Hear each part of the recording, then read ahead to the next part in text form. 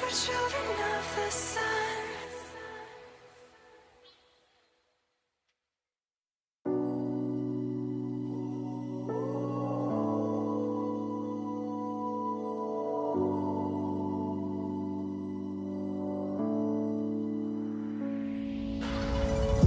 I don't understand it, this wasn't the plan.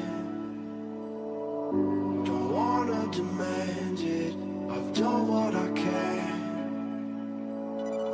And I never mentioned the times you were rude. And I never mentioned when you heard the truth. Scared to lose it all, I won't stand a chance. And I don't wanna fake it. What if I can't walk away?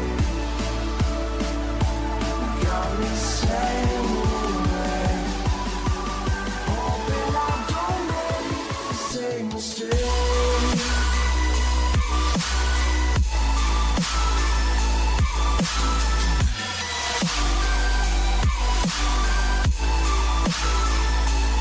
Same mistake.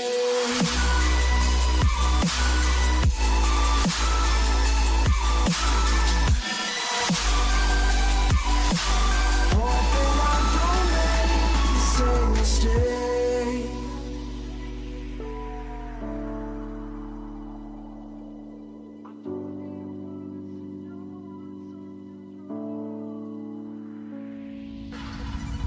I don't like to leave things unresolved. Maybe it's madness. I'm begging you, please pick up the call. You're causing me damage. I should've known, wasn't your fault. Don't even matter. I wasn't thinking clear, trying to take it there. Scared to lose it all, I won't stand a chance. And I don't wanna fake it. What if I can't walk away?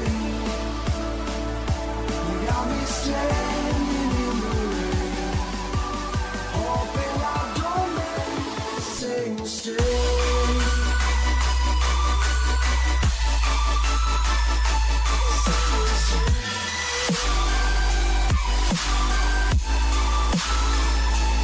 Same mistake.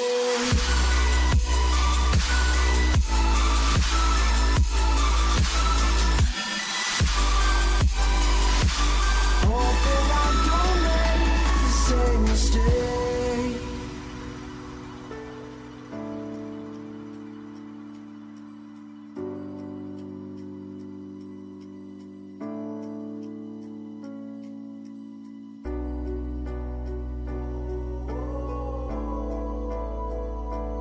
I'm just standing in the rain, hoping I don't make the same mistake.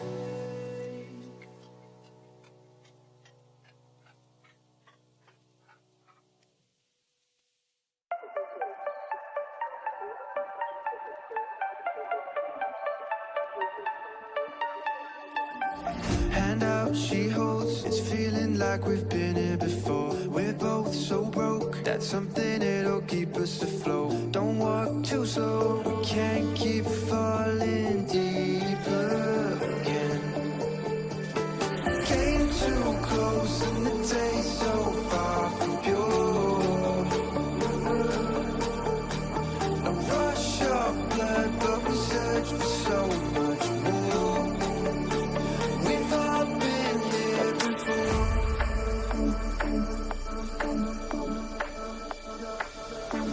We've all been here before.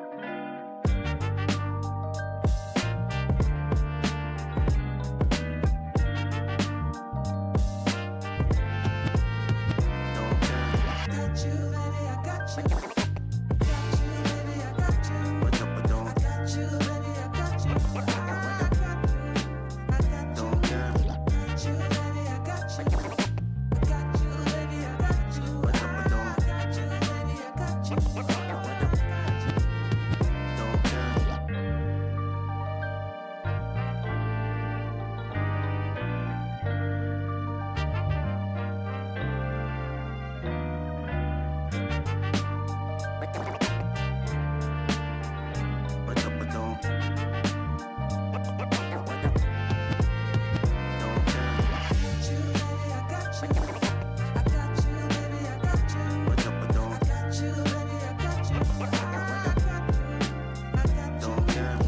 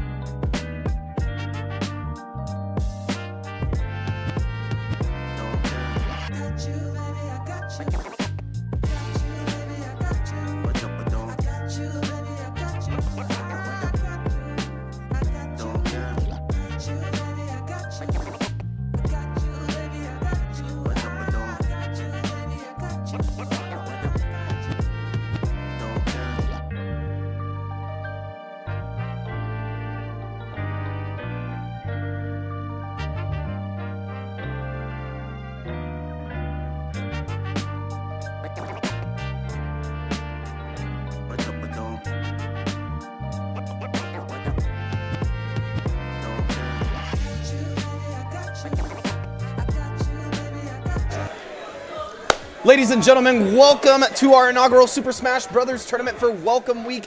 I am a new face on broadcast, joined by a returning face on broadcast. My name is Chase Nuclear Nukem. I'm new faculty here at Shenandoah University, and I'm joined by my co-commentator and co-faculty member, Zombie Xander. That's right, Xander, Zombie Xander, Merle Smith. Yeah. I don't think you've ever gone by Nuclear, though, have you?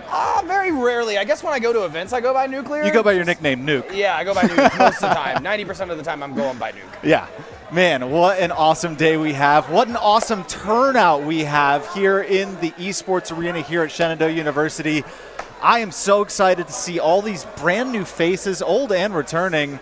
And it's just an awesome sight to see. So many people excited about a little bit of Smash Brothers. A lot of people excited just to see the space. I know there's a lot of buzz around, and it's maybe a Hornet joke somewhere in there. The Hive, the new building that is attached to us, is getting all sorts of amazing renovations. So this place is getting a little bit shinier and shinier as this school year starts to get into a rolling start. So I'm so excited about this tournament. Yeah, we actually had our competitive team drop out of the event because there's so many people who came into play. I think the last count we looked at was 38. Wow. And this is like a 2-hour event. So we were like, all right, we're switching.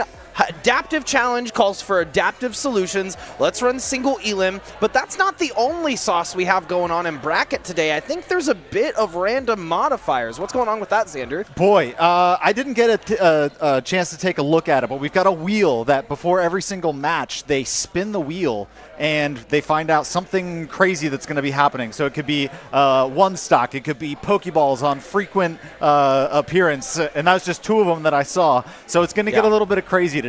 Yeah, and our wonderful production, shout out to Ian and Victor in the back putting on this amazing broadcast for us. They'll actually add to the overlay. It currently says random modifier, but as we get into the set, it will actually say what that random modifier is, and that will apply for the full set being a best of 3. Right, and what I'm curious about is obviously we have, we have 3 matches going on simultaneously, one of which we're going to be watching on stream.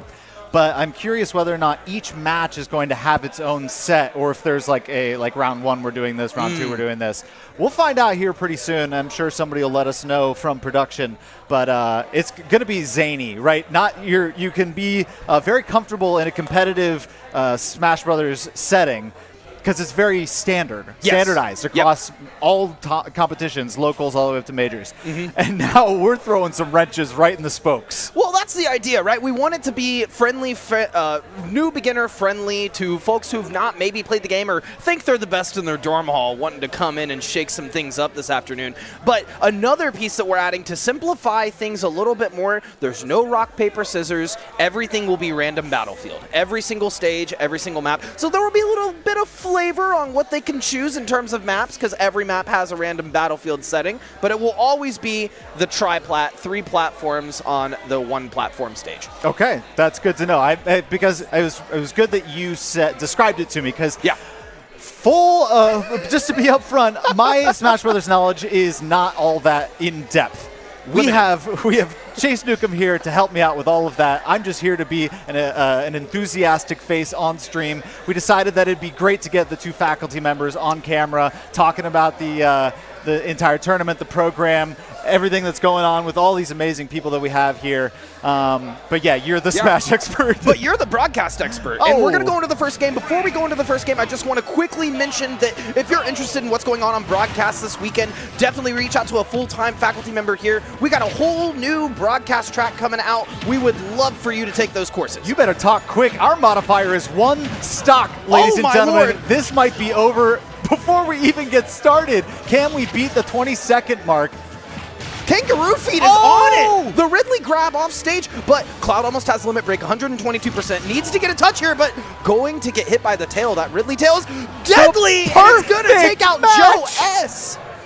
Wow. The perfect match. Kangaroo untouched through the win. And we are doing best of 3, so I'm wondering whether or not we're going to go, because we kind of just let the TOs come up with this entire thing, and we're just rolling with it. But I'm curious if they're going to continue 1 stock through their entire round. Yes, they will. Okay. So that modifier is for the whole set, so it will be for that entire round as well. But Kangaroo Feet be hip-hop, hippie, hop around. No one's touching him. He zeroed to death. He literally took 0%. Oh, the first 7% on Kangaroo. Here we go. The hip-hop stops now with Joe S. Okay, that was a solid cross-slash mid-stage. Okay, into the parry. But Kangaroo Feet's going to catch that, going for a meaty forward smash. Woo. Get up attack, going to stop it. And Joe S with the movement. I'm loving to see the movement coming from these characters, but unfortunately might have to use this limit break to get back. Going to need to use it. Fireball not quite positioned where Kangaroo Feet wanted it. Going to find themselves on the back end of a cross slash and in the danger zone, as this could be their stock ending out the set. So walk me through real quick what the limit break, you said he used it to get back up to the ledge. Is it like an up B style motion? It makes... Oh, he's going to track him off the edge! Oh, but Joe lives! Oh my God, goated on the sauce! Joe is... Wait, okay, so what happened there? Kangaroo.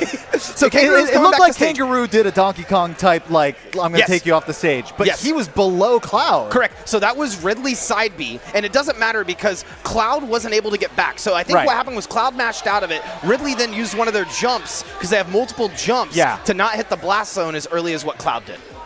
Oh. Yeah, and limit break, I will do my best. I'm a mover. I'm a shaker. So if you see me moving around, I apologize. But limit break, Xander, and for anyone at home that is unaware, what that does is that meter right above Cloud's head, it will go up, and it will enhance one of his special abilities, being his B abilities. Gotcha. So that can be cross slash, that ability. It can be a counter. It can be a recovery tool, and he gets it pretty early. So there's that cross slash, almost killing at 120%. Luckily, Ridley is a little heavy, so not going to quite find their demise. This is the tiebreak right here. This is for all the bacon for who's advancing. And at this rate, Joe S, Kangaroo Feet, I don't want either one of them to be out of this tournament already. That's it. Unless if he gets the limit break off. Oh, he could have got the limit break by hitting the fireballs, but he didn't. Oh, and he fell off. Gosh. He could have big brained it. Would that have reset his special? Yes. It would have reset his special. He could have then got back from there. Wow. So Kangaroo going to be advancing here in the first round of the bracket. Joe S. Wow. Blimey, mate. Blimey. Wait, what? Blimey? Oh, Kangaroo. Okay. Kangaroo. That's not a knife. This is a knife. Wasn't expecting the Dundee. Yeah, that's right. Well, that's a little Crocodile Dundee for you guys. That was probably before a lot of you guys were born. Yeah, very true. I was sitting there thinking, like, most of these kids might not even know who Steve Irwin is, let alone Crocodile Dundee. Oh, come on. That's a legendary name. Very true. Very true. We still looking out for Steve Irwin. If I see stingrays to this day, it's on site. Better watch out, though. Yeah, truth. You know who else better watch out? Anyone coming into encounters with Kangaroo Feet here. Yes. That is going to be a threat moving forward in this bracket. However, we're at random modifiers. That was 1 stock. Yes. And so we started to see Cloud get his feet underneath him. But again, it could be Pokeballs next. Yes, right? And so somebody could just get all the Pokeballs and never let Ridley touch them. Yeah, exactly. And that's the beauty of the modifiers. Like, you have to play adaptively in the moment around whatever the modifier is. Yeah. Very similar to traditional Super Smash Brothers. Right. Yeah, and I'm excited because this is again, it's the wrenches that we're throwing in. We're not letting anybody get too comfortable, and we've got some cool prizes coming up. We're going to be giving away some raffles for people that are here for the 2 hours of this tournament, and we've got a first and a second place prize as well. So Really excited to be able to give some stuff away, reward the folks that are coming out and supporting the program, and maybe learning a little bit more about what we do. Yeah, to that point as well, for that first and second and I guess third place qualifier, it's important to note that winners, losers, and grand finals of this event will be a best of 5. Ooh. So that modifier will carry into that best of 5. We're leveling that competitive integrity a little bit towards the end of the bracket because the players have, already gone through the gauntlet to make it to that point. Might as well not throw any more wrenches at them. I would love to see in the grand finals we roll it every single round. We should. We should make that call. Tell them, Prod. We're rolling it every round in finals. That's right. We're going to make this wonky. It's the culmination. It should be the culmination of something wonky, right? Exactly. We don't want to see one stock all the way through the grand finals. What's the point of making it a best of 5? I really hope one of the modifiers, which, just letting you know, I wrote the modifiers, so you it's did. not. So you're telling, I'm sitting here like, I'm not sure what the modifiers are. Here's 2 that I saw. And you're just sitting there with the breadth of knowledge of the entire modifier set. We should have done 2 heroes. So for those of you that don't know, Hero in Super Smash Bros. Is often very hated by the community because he has 16 random options that can come up on a screen that range from giving himself complete invulnerability to insta-killing the other character. Oh!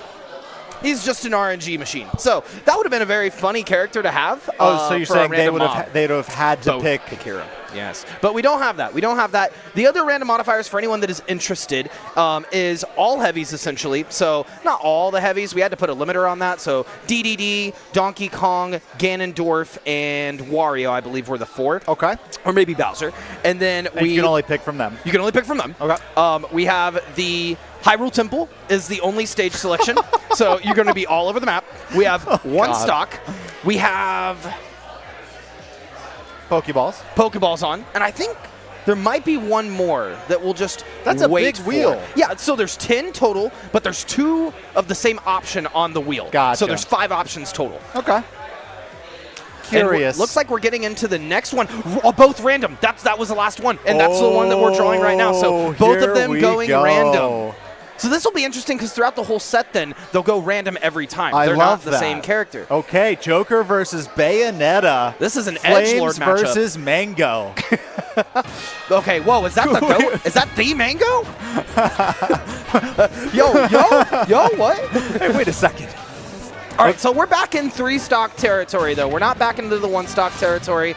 And we're going to see some neutral gameplay here from this Bayonetta, trying to get some of those forward smashes out. So very similar to Cloud, I'll point out, Joker also has a meter above his head. Yep. Once Joker reaches his full meter, he'll get Arsene. For anyone that doesn't know Persona, Arsene is similar to like a JoJo's Bizarre Adventure stand that comes up behind him. And for those of us that don't know JoJo's Adventure, whatever, what else you got? So it's like a giant incorporeal form that appears behind him and enhances all of his attacks, as you can see right there.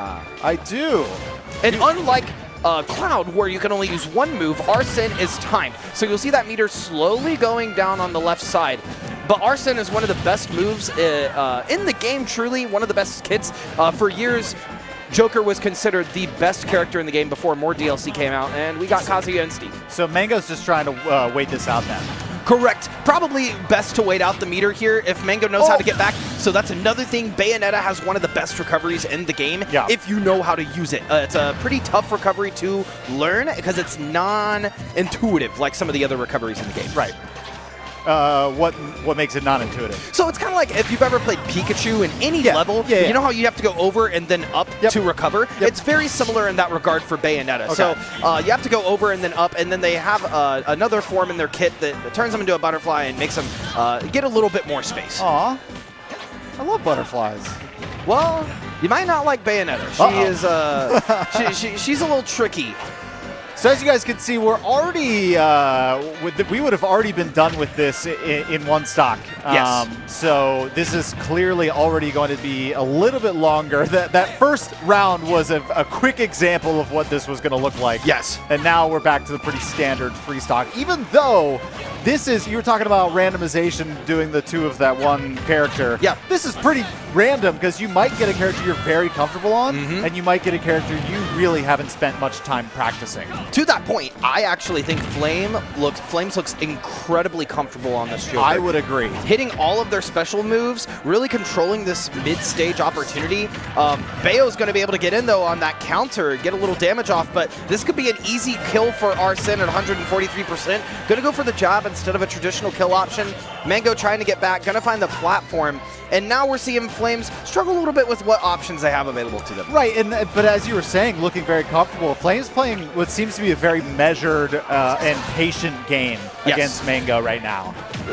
Look at that, even the drop. That is the smash equivalent of a very popular Halo move that we won't talk about. I'm familiar.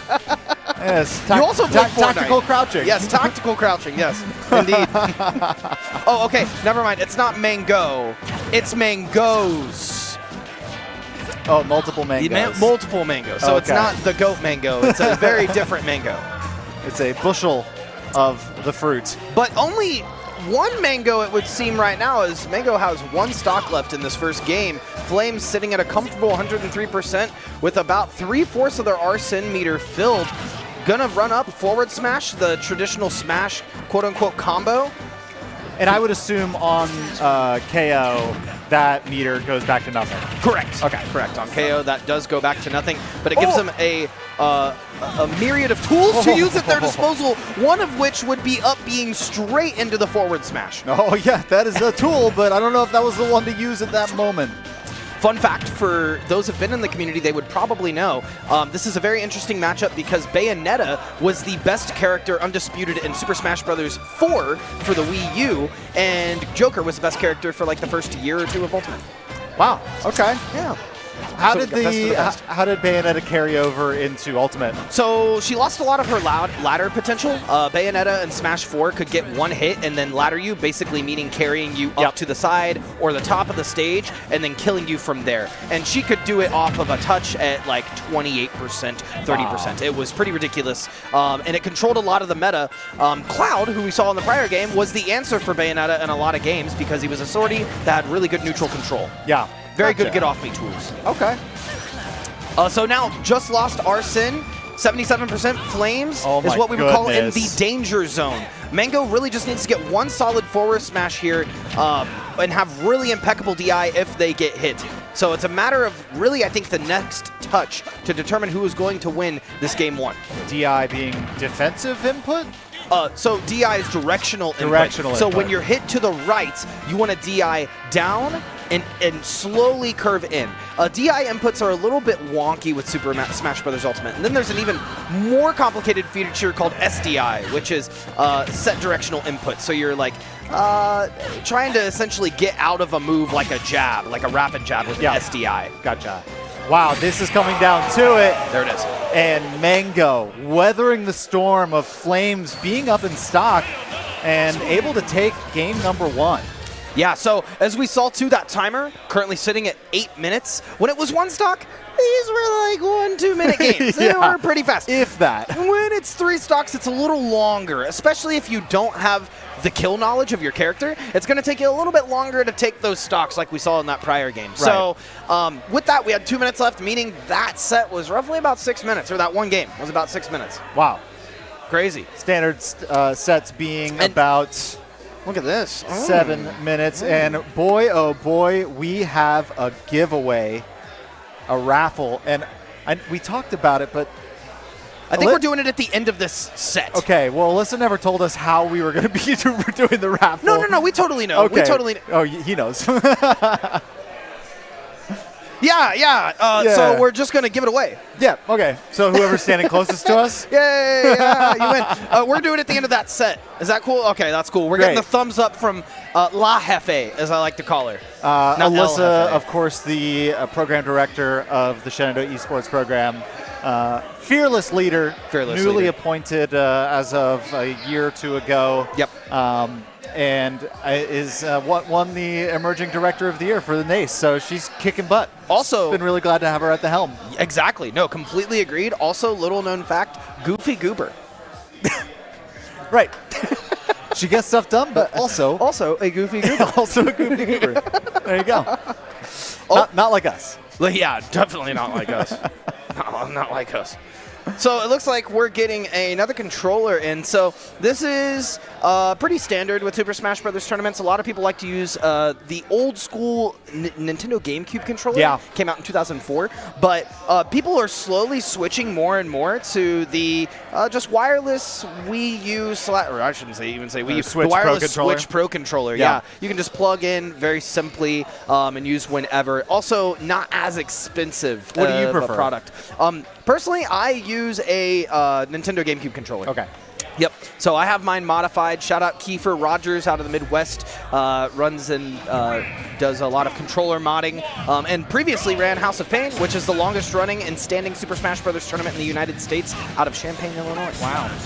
You know what I would have loved to see is, I know a lot of people like to use the hitboxes, the Yeah. kind of like old Smash school box is what arcade they call Smash it. box. Yeah. I want to see somebody walk up with just like a Logitech keyboard, and that's their Smash box. That'd be raw. Wouldn't that be amazing? There was it's actually a meme in the fighting games community overall, not just Super Smash Brothers, for people to bring unconventional Smash boxes to I love tournaments or hitboxes to tournaments. There was a guy who brought a like massive 6-foot hitbox that he played on the ground, and it was like made out of cardboard. It was that's incredibly great. funny.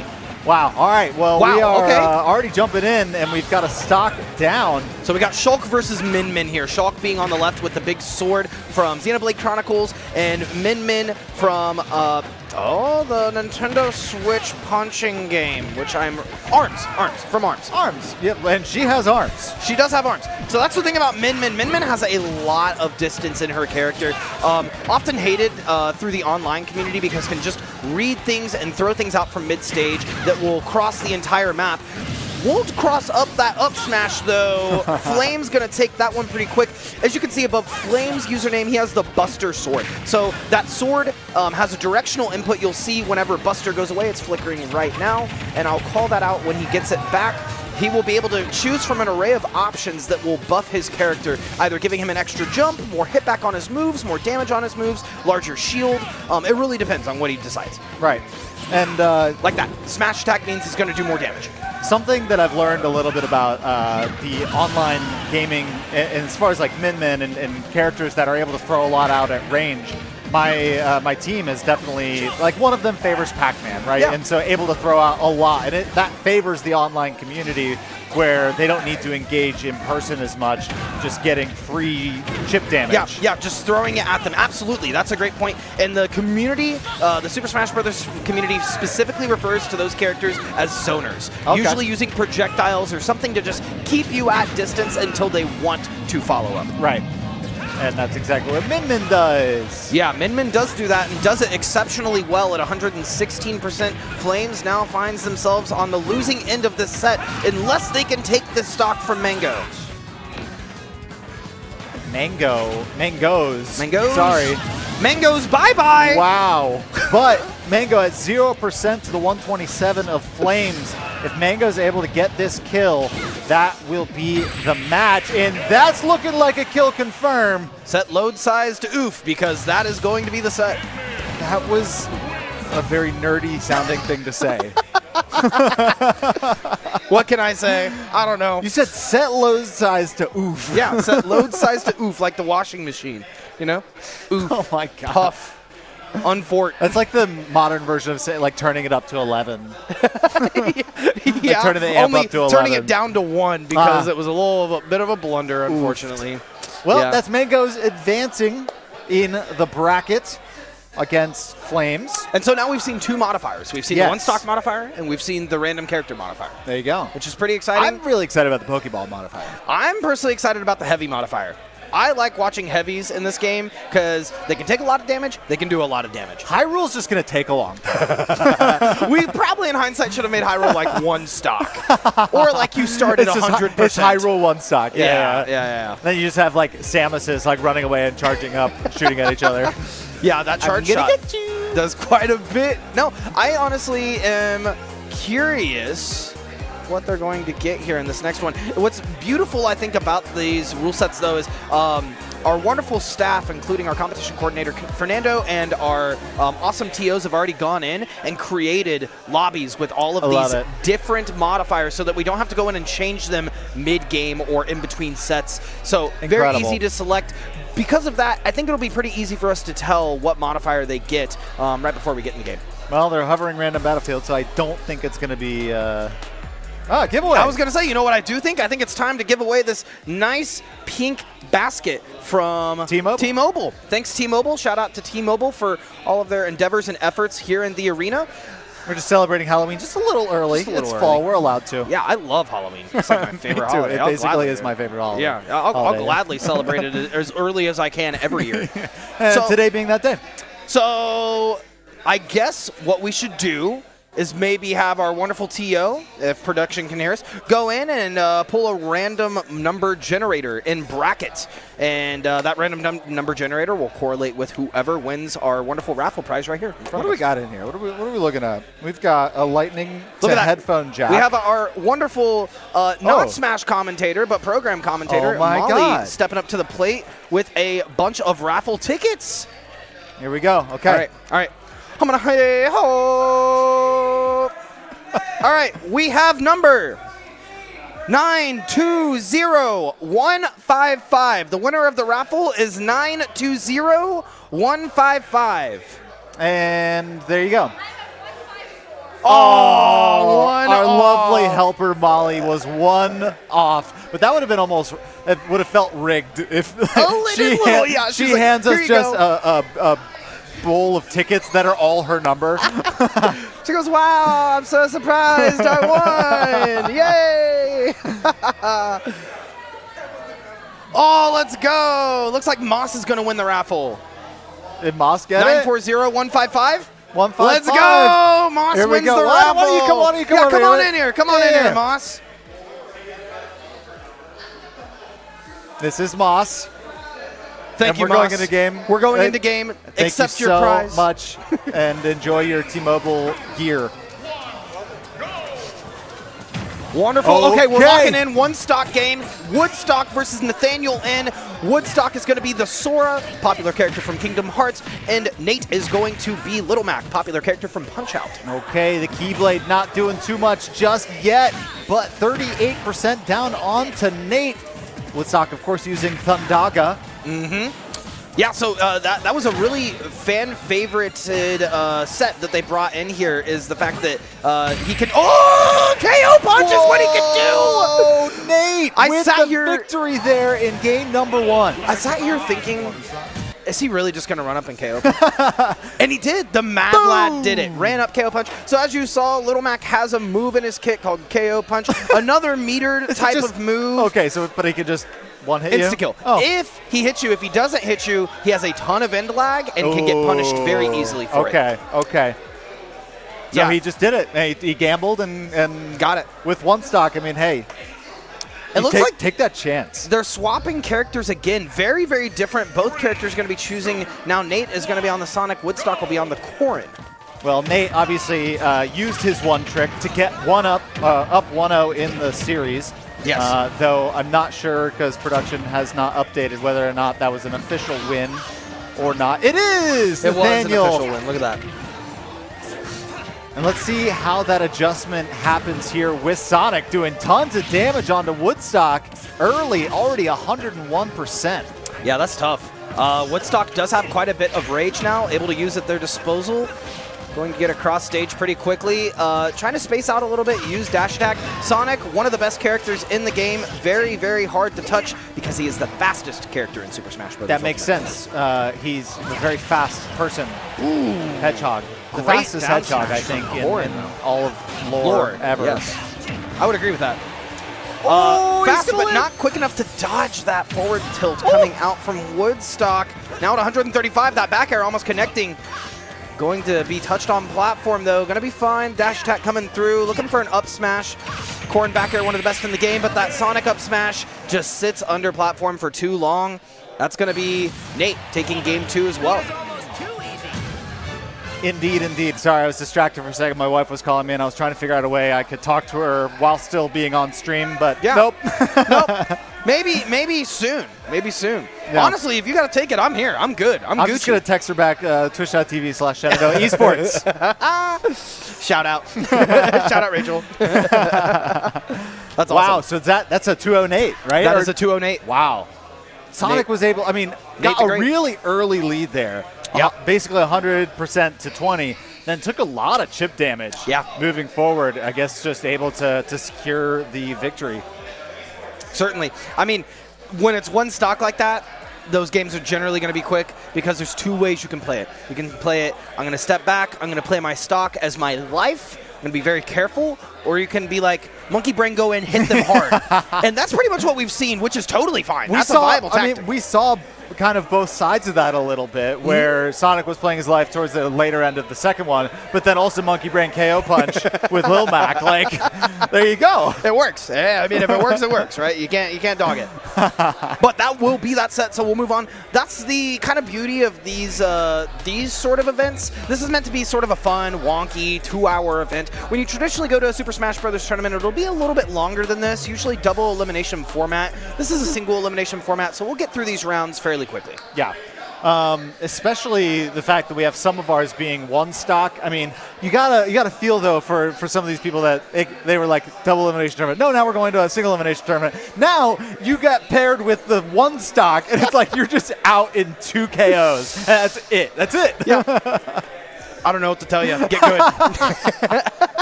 Come to the locals every Thursday. Shout out Ian, who runs our locals here in town.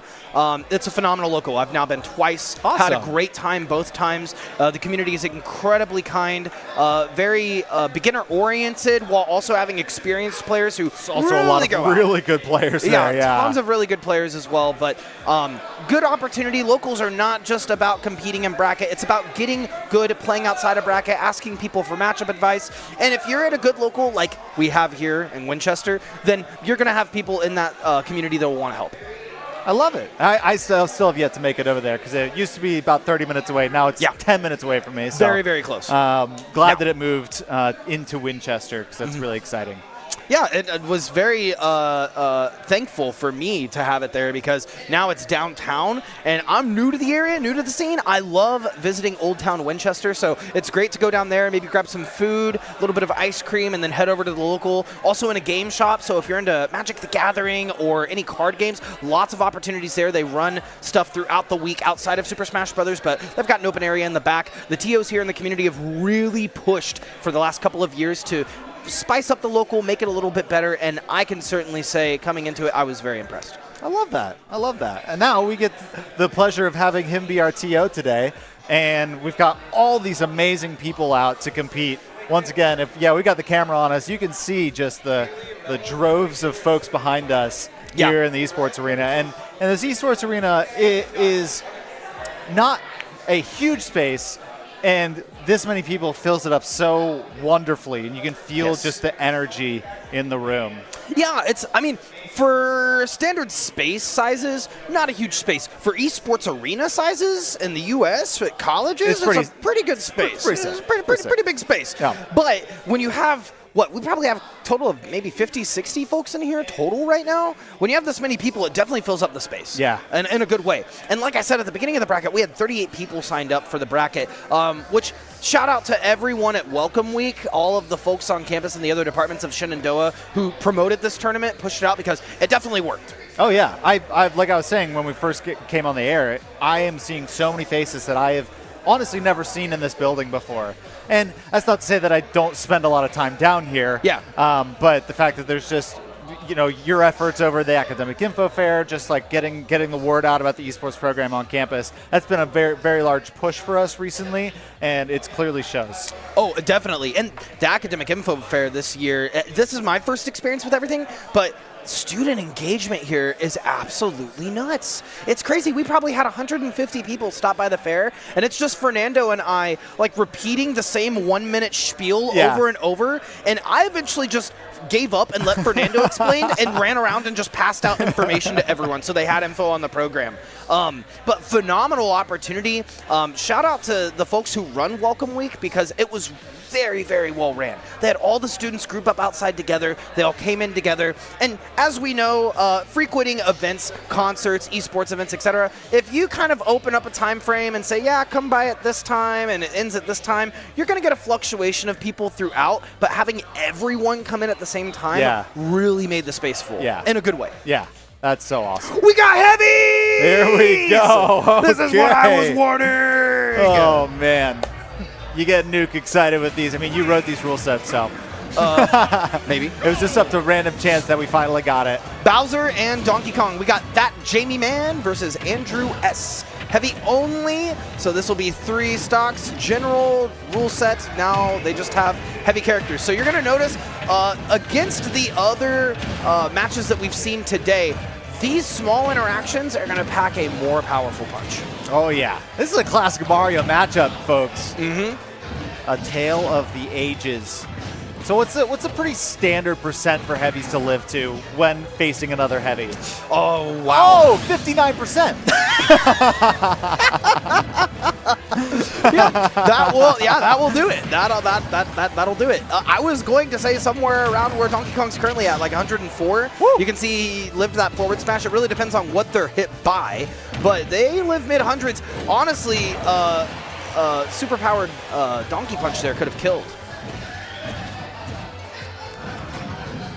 I forgot I was on broadcast for a second. I was just watching Smash Brothers there for a moment. Absolutely just like, I wonder what's going to happen next. Just being a fan of the game a little bit right now. And yeah, wow, Donkey Kong at 181%. Already got some free, I mean, you could call this like free damage on Bowser right now. And it's a free kill. Oh my goodness. So the down B, Donkey Kong is unique because he has terrible recovery. However, he has 3 spikes. And he just used one of them to keep him on the platform and then up smashed. Let's see if he knows the ding dong combo though. Oh, tell me about the ding dong combo. Ding dong combo is where Donkey Kong grabs you. He throws you up and he up airs into landing on platform, into another up air, into landing on platform, into another up air. That's the ding dong. Ah, and why do they call it that? Because you're getting ding dong. Sure. Yeah, that sounded like a ding dong. You know, it's kind of sounds like a ding dong, but it smells like danger right now. Andrew at a 95% getting hit by a Donkey Punch. It's not fully powered. Now at 109, really having to take the stock from that Jamie. Now, that Jamie gonna power up a forward smash and take out Andrew S at 160. Bowser's little dazed face stuck in the mud after that, was that a side B? Yes, yes. From Donkey Kong, so funny, especially when it zoomed in and he's just like, ah! Donkey Kong has my favorite taunt in the whole game. And what's that? Donkey Kong literally just shrugs his shoulders and makes a goofy little thing with his mouth. It's like, I don't know. I was always a Captain Falcon player back when 64 Smash. So just Falcon. show me your moves. I love Falcon. Falcon is great. Yeah, show me your moves is for, in case you didn't know, but you played Falcon, so you might know. In the community, if you're doing a Captain Falcon versus a Captain Falcon, that is a gentleman's thing that you do at the beginning of every set, or every game. You say, show me your moves, and you start. If you don't, it is considered disrespectful, and the Falcon community will terrorize you. I love that. It's great. I love that. It's the small little things within the communities that you find just gems. And when you have, what, 80-something characters on cast, it's a whole array of different things now. So we're going to get a dig. And this is basically Captain Falcon, but Zelda mode. Yeah, we're going to get a Warlock Punch to start out the game, and that's going to put a solid 50%. Oh, no! Bowser is going to approach and find themselves at the end of Ganon's sword and die. That was 2 hits. 2 hits, yes, correct. That is heavy character. Heavies. Yes. That Jamie was coming out for blood this game. That was just like 2 of the slowest moves, like charging up that sword for an absolute year, and then Andrew accidentally stepping into the wrong time. Oh my gosh. Oh, go for the Warlock Punch, and you're super armored, so that's going to hit. Just tanked all of that damage, and going to kill Bowser again. This is unreal. I think that Jamie found their calling as far as the characters they want to play. They hope they get heavies every single time. This is that Jamie, not this Jamie. Not to be confused. That Jamie man. Yeah, that Jamie man. Oh, going for the back air. Not going to quite find it. Forward air off the platform. The forward smash is going to take it. That back air will not connect from Bowser. Andrew S. now being eliminated from the tournament. That Jamie taking it with 3 stocks in that second game. That perfect second game. My goodness.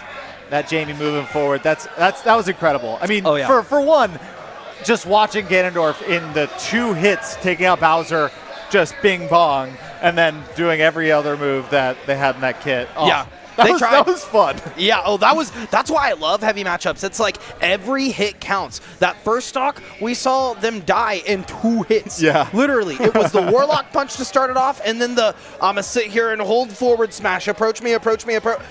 Dead. And you're dead. And you're dead. And it's gone. It's all gone. Wow. So we're going to get back into the action here pretty soon. I would love to know where the bracket is. Yeah, same. I would also like to know where we're at in bracket now. He's busy. We're going to find out. It's been about an hour since we've been into broadcast. Maybe a little bit less than an hour since we've been into broadcast, but kind of running through this when you're in a single elimination bracket. Single elimination. Oh, there here we go. We're getting the bracket pulled up for us right now. So we are down to the... So we're still in round 2. Yep. We've completed all of round 1. What we're seeing here, since it's single elimination, no one is going to go down into loser's bracket. Right. We're just going to keep going through it. So for anyone unfamiliar with bracketing, as we get through every round, there will be less and less people competing. Because we had an odd number of people join, that's why round 2 is a little bit bigger than round 1. Some people got a bye. Yeah. And so because of that, this will be the longest round that we'll have in the bracket. Next, we'll go into round 3. We saw that Jamie Man advancing into round 3. We also saw Nathaniel in at the very top earlier in their set. Mango, it looks like, needs to play Nom now. Is that different than Mangoes? So we're moving through the round of... there's a Mangoes There's a Mangoes and a Mango. I hope they make grands. Well, that's just one of those things where it's you have very significant, great players in the scene. Oh, we've got a second just giveaway. like significant sponsors on stream. Wow. Thank you so much to Glitch for giving us this wonderful... We've got a water bottle, but inside... gaming supplements. Yep, and a shaker in that water bottle. So if you're a protein pro, you can use that shaker and have a little bit of sauce. Yeah, look at that. Sweet. All right, you want to draw this one? Let's do it. Okay, I got to hold it up here. For the... That's no problem. Which is like your head level. Okay. Let's see. We have 920152. That's 920152. The brand new winner of a Glitch Shaker. It's funny because we're a little delayed, yep. so everyone in the arena is going to turn around in just a moment. I'm just going to watch myself on stream. Yeah, same. This is quality. God, you're such a handsome devil. Oh my gosh, thank you so much. 152, Miss Dyslexia, 152. 920152. Like I said, program director, fearless leader, there we are again. Goofy Goober. We could just keep watching ourselves watch ourselves. This is, I've seen this somewhere. This is Inception. All right, I'm going to give you guys just like a minute, but 920152, and then I'm redrawing. We got to be quick. We got Donkey Kong on screen. That's right. That's Purple Kong. All right. Versus Bluendorf. Nobody's walked up yet, so I'm pulling another number. Hold. We're holding? We're holding. Okay. Been told by production to hold. Okay, that's fine. 920157. 920157. Oh, we've got a winner. We've got a winner. Congratulations. And we've already got a KO! Yeah! We're done! And it's one stock! Oh, no! That happened so fast! So they get to choose their characters. They both chose heavies. They both had one stock.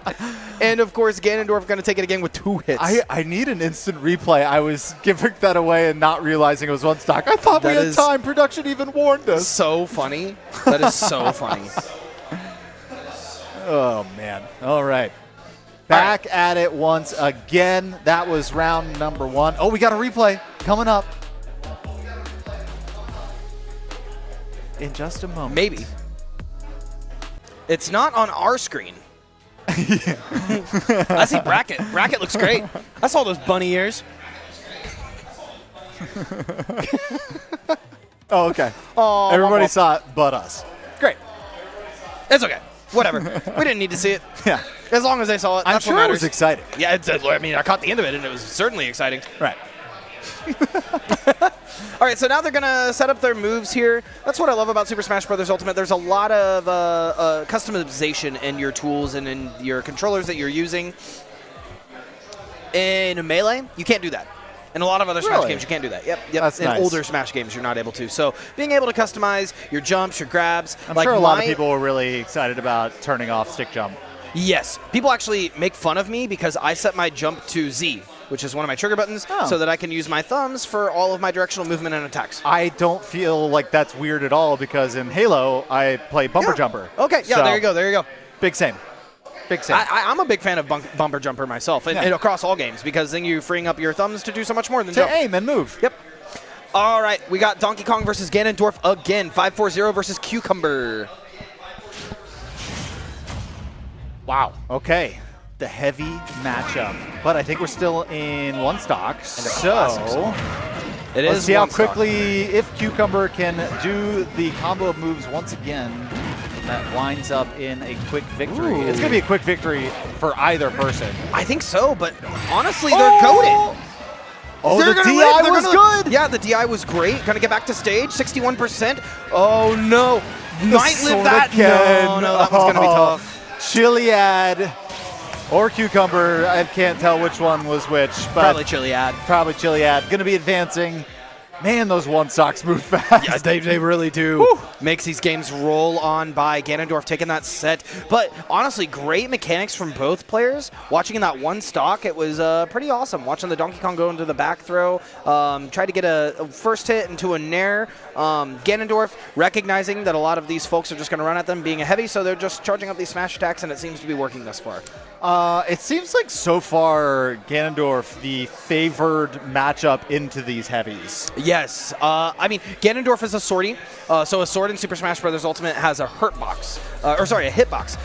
Different than a hurt box. Hurt box is your character and Right. what can get hit around your Oh, character. we're watching the replay. Yep. Because they into don't put that it up on air, our screen. Into that forward smash. Gonna catch that.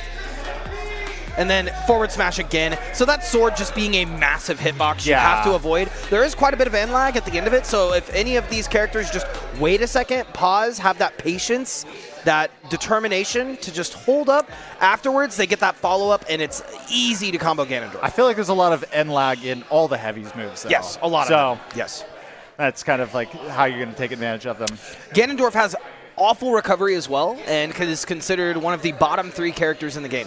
Wow. Not Yes. against Donkey Kong. Yep. Donkey Kong is actually considered a lot better than Ganondorf because of his combo tools that he has at his disposal. I But like also the easiest character in the game to combo because of how big and heavy he is. That makes sense. I haven't really seen a need to combo as Ganondorf. No. In this type of event, what's a combo? Just hit him twice. I'll tell you the combo. 1-2, and that's it. There you go. Oh, man. Wow. Yeah, this has been a ton of fun so far. So I once again, agree. I just want to shout out the Shenandoah esports program at large. We have a ton of opportunities to get involved, both in commentary and playing the games. Heck, even if you want to be involved in a club, take courses, whatever that looks like for you, let us know. We are a program of belonging. We really want students to get involved and help them one-on-one on whatever their esports journey looks like for them. And if you happen to be tuning in, just a reminder, we have a program-wide info meeting on Tuesday at 5 p.m. here in the esports arena. You can learn a little bit more about what we have planned for this semester, this year, and how you can get involved as much as you want or as little as you want. We've got work opportunities. We've got team opportunities. You can try for one of the teams. You can just be an arena management worker. You can go on trips. We've got all sorts of stuff coming up. We're really excited to announce a bunch of that stuff for you. So come around Tuesday, 5 p.m. It's about an hour and a half, but there's so much to pack in there that you're just going to be, your head's going to be reeling with like, oh my God, how did I not be involved with these guys sooner. I think your head will be reeling even more if you regret not getting involved. Ooh, good so, to that point, if you have an interest in esports, if you have something that you really want to do, we're very entrepreneurially charged. So come to us, talk to us about what that need is, what you want to do. We'll get you connected. There's a student in our program I just met over Supernova that approached me and said, hey, I love data. I'm in the business school. I would love to do more Rocket League-oriented data. Where I previously came from Minnesota, they have the Midwest Championship Series, which is the largest grassroots Rocket League organization in the U.S. with about 8,000 members strong. Wow. I got him connected with that organization within a day. So it's you go. very, very easy to get connected in this space. All you got to do is speak up and show up. Yeah, talk to us and we'll help your dreams come true. Yes, 100%. So that's our spiel on the program. We would love to have you involved in any way that you would like to be involved, and we'll match that engagement with you. With that being said, this bracket's getting saucy. It is getting saucy. We're getting through this bracket pretty quick. Yeah, I think we're still working through our round of 32. We've got a couple games left, but we're also trying to move. Yeah, so we're still in the round of 32, and 3 or 4 matches left before we pare down the field even more. Yeah, since we were last on, Mike, it looks like Derek was able to take out Micah in a 2-0 fashion. Snoopy taking out Irish. That looks like a DQ, but it could not be a DQ. Just got that check mark next to their name. Putt Putt and Kangaroo Feet. Kangaroo Feet we saw first on stream, so it looks like they're going to be coming up next.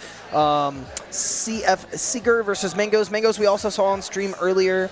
To come up soon, we got Christian P versus James Nato. Epic Duck 1312 versus Wailing number 5. And Honeybee Warrior versus Musty Miles. Something interesting to note is, well, one, I'm sad we haven't seen any Pokeballs yet, but two, Truth. Every single match so far has been a 2-0, except for 2 of them, one of which we watched, Kangaroo Feet versus Joe S. In that one stock, the one that kicked off today. Yeah, and that was very one-sided on one end, one-sided in the other end, and then kind of ended in the middle. Yeah, I think both characters ended up being maybe over 100% by the time that first matchup finished. So yeah, it was super close on both sides of the ball. Oh, deleting TOT. Poor TOT. Got to make room for the new faces here. Yeah, starting strong with a comma. Is this Musty Mark? Yo, or Musty Miles? Yo, this is Musty Miles in the house. Very good. Very good. And I'm just realizing this is from Valentine's Day. There's little hearts on it. Oh, that's cute. And it's just it goes to show how much we love our students. That's right. How much we care.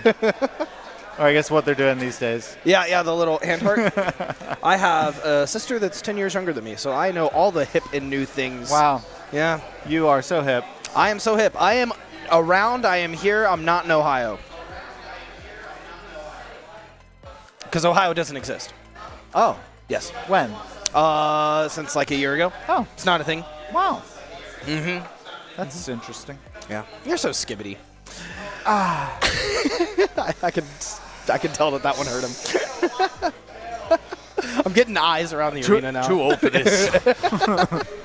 It's okay. Wait about like 10 years and then you'll be up to date with all the hip, cool lingo. No, I don't want to. when your because kid's of my going through child. school. Yeah, because when your child's going through school. It's going to be a whole different ball game. Yeah, you're going to find about it in the worst ways, Dad. It's going to be like, or worst ways though, he's going to be like, Dad, God, you're so whatever, and slam the door. Yeah, you're so door. You're so door. Okay, Donkey Kong versus Bowser. I think we might have gotten the heavy draw here. Is that wheel broken where I'm not getting any Pokeballs? Might be. Did you erase it as an option? No, I think what happened, full transparency, is that one of the pegs was missing from the board. And, so it can't stop on Pokeball? It can. It's just less likely, I think. I don't know. Genuinely. We'll find out. Heavy's fun, too. Heavy's is fun. I just hope we see Ganondorf again. Yeah. But if we just finish out this bracket only watching Ganondorf versus Donkey Kong or Bowser, I'm going to be a little upset, I guess. I'm surprised no one's chosen DDD. Yeah, DDD was also an option on that heavy character list. We've seen the other 3, but we've not seen DDD. For those of you that don't know, DDD has a projectile that is very annoying to deal with. I think if you're a Smash player that's not very familiar with a lot of some of these heavy characters. Donkey Kong, Bowser, been in Smash Brothers games for a while, so Yes. you at least have some familiarity with them. Yeah, I if you're think forced onto a heavy character. Both of them have been in since the beginning, I think. Feel free Donkey to Kong correct for sure. Oh yeah, Bowser too. Yeah, you're right. Yeah, if not, both were certainly in Melee. I don't know if they were both in 4. The command grab in the air going to catch with that Bowser side B. Looking a little sauce. Oh my gosh, going for the down B, trying to go for a shield break. Not going to quite find it. Now playing around these platforms, Donkey Kong going for the best move in the kit, going to be that back air. It's going to be Bowser fighting on that top platform as well, going for their back air. Really, it's a battle of the platforms and who can hit who. That command grab side B looking solid. So we did get heavies only. So it's not one stock. There is 3 stocks available in this match. I can't focus because of the background that's going on this level right now. Yes, a lot of people do not like the Kingdom Hearts stage because of that reason. That makes sense. And Final Destination. It's like giving me a little bit of vertigo. Yes, it does that for a couple of folks. Yeah. Not often loved by the community. A lot of people love it because it's a Kingdom Hearts stage. I can tell you what, Honeybee, though, is not loving it because of that recovery, unfortunately falling now only with 1 stock left and Musty at that 107 mark. Yeah, this is pretty one-sided so far for Musty. Oh my gosh! So what happened was he carried him off the ledge with a cargo throw. Bowser was able to mash out and then footstooled, which is where you jump on the other character from like old Mario games, footstooled the Donkey Kong into the blast zone. Ooh. So he jumped on his head. Can you jump off of people? Yes. Wow. Yes, it's very hard to do. You have to be like right next to them. Yeah. And the hitbox is a little small, but yes, you can certainly do it. That's awesome. It's really cool. And that recovery. All of a sudden, we've got a game. Honeybee Warrior making a comeback. Going for the forward throw, not knowing the ding-dong, but gonna go for that forward smash, not gonna quite take it. 143 looking to recover back to stage. Didn't use their jump, didn't use their up B, and that is gonna be Honeybee Warrior falling to Dusty Miles in that game 1. Wow. I thought for a second Musty was getting into a little bit of trouble there because all of a sudden 2 stocks dropped pretty quickly, one in pretty interesting fashion being able to avoid. I mean, high percent already, but then as you said, the little Mario jump off his head to go down 1 stock, and then stock 2 happened surprisingly quick. Yeah. Just kind of a poor recovery there. But unfortunately, Bowser at that point was already at 100%, so any big hits from Donkey Kong going to be a kill confirm. What we got there, too, is a very quick lesson and what you should know very early in Super Smash Brothers, like your first lesson in that, which is how to recover to and from the stage. Yeah. And so what can we learn there? You have a jump, you have an up B, you really want to try to get to that ledge. Pokemon Stadium 2, one of the harder stages to recover on because of how the bottom of the stage is structured. Whoa! And like that, yep. So when they're stuck in the air animation like that, they've not pressed an input. That's why their character is still tumbling. Tumbling, yep, exactly, that's the term. And yeah, they want to be using options, whether that be a nair to stop their tumble, a jump, an up B, anything's good. And so that indicated that they didn't try recovering at all. Correct. Yes. Oh. That shows they drifted. They did drift, so they moved their controller towards the stage, but they didn't quite use anything else to get there. Gotcha. And with that being said, Bowser now at 138%. Musty really just needs to get a good sneeze off here, but that command grab's so good. Recovering back to stage, that's what we like to see. That is a positive, but almost a accidental death there, and then getting taken advantage of there. Musty going to take that almost a second stock from Bowser. Yep, Bowser up, tilt, up, air, down throw into the attempted forward air spike. Sitting underneath that platform is going to be Bowser, knowing that they're safe until they jump off the edge, unfortunately falling to their death. And that's going to be our boy Musty Miles taking it in 2. You love to see it. So that was a pretty quick game. Heavies only have been pretty quick so far. The 1 stocks have been pretty quick. But like you said, we have yet to see the beloved Pokeballs come into action. I know. What the heck? Oh, wait. Was that game 1? I thought that was game... That should have been game 2. 2. That was just a quick game 2. So that should be Musty with, unless we were doing best of 5s, but... Or unless I misread. Oh, you're getting bunny ears put on your head. They got... Get wrecked. Get wrecked. Joke's on you. I am a bunny. Nobody's tall enough to put bunny ears on me. I think I can do it. Look at that. Yeah. Well, if in the background. Yeah, true. The true, angles true, get higher. I'll take the bunny ears. See, I think- if you look at it, you have to be all the way up at this screen and be able to reach about mid-screen if you're all the way up there. That's true. You know what I'm noticing right now is the inception going on the screen behind us. But and we then already- the we already- screen behind that. Oh, good. And then the screen behind Good. that. Keep going. It's pretty good. Nice. And then there's me. Oh, we're going off. The production was like... we're gonna go back to the replay. Production was like, that's enough. As they should, keeping us on track.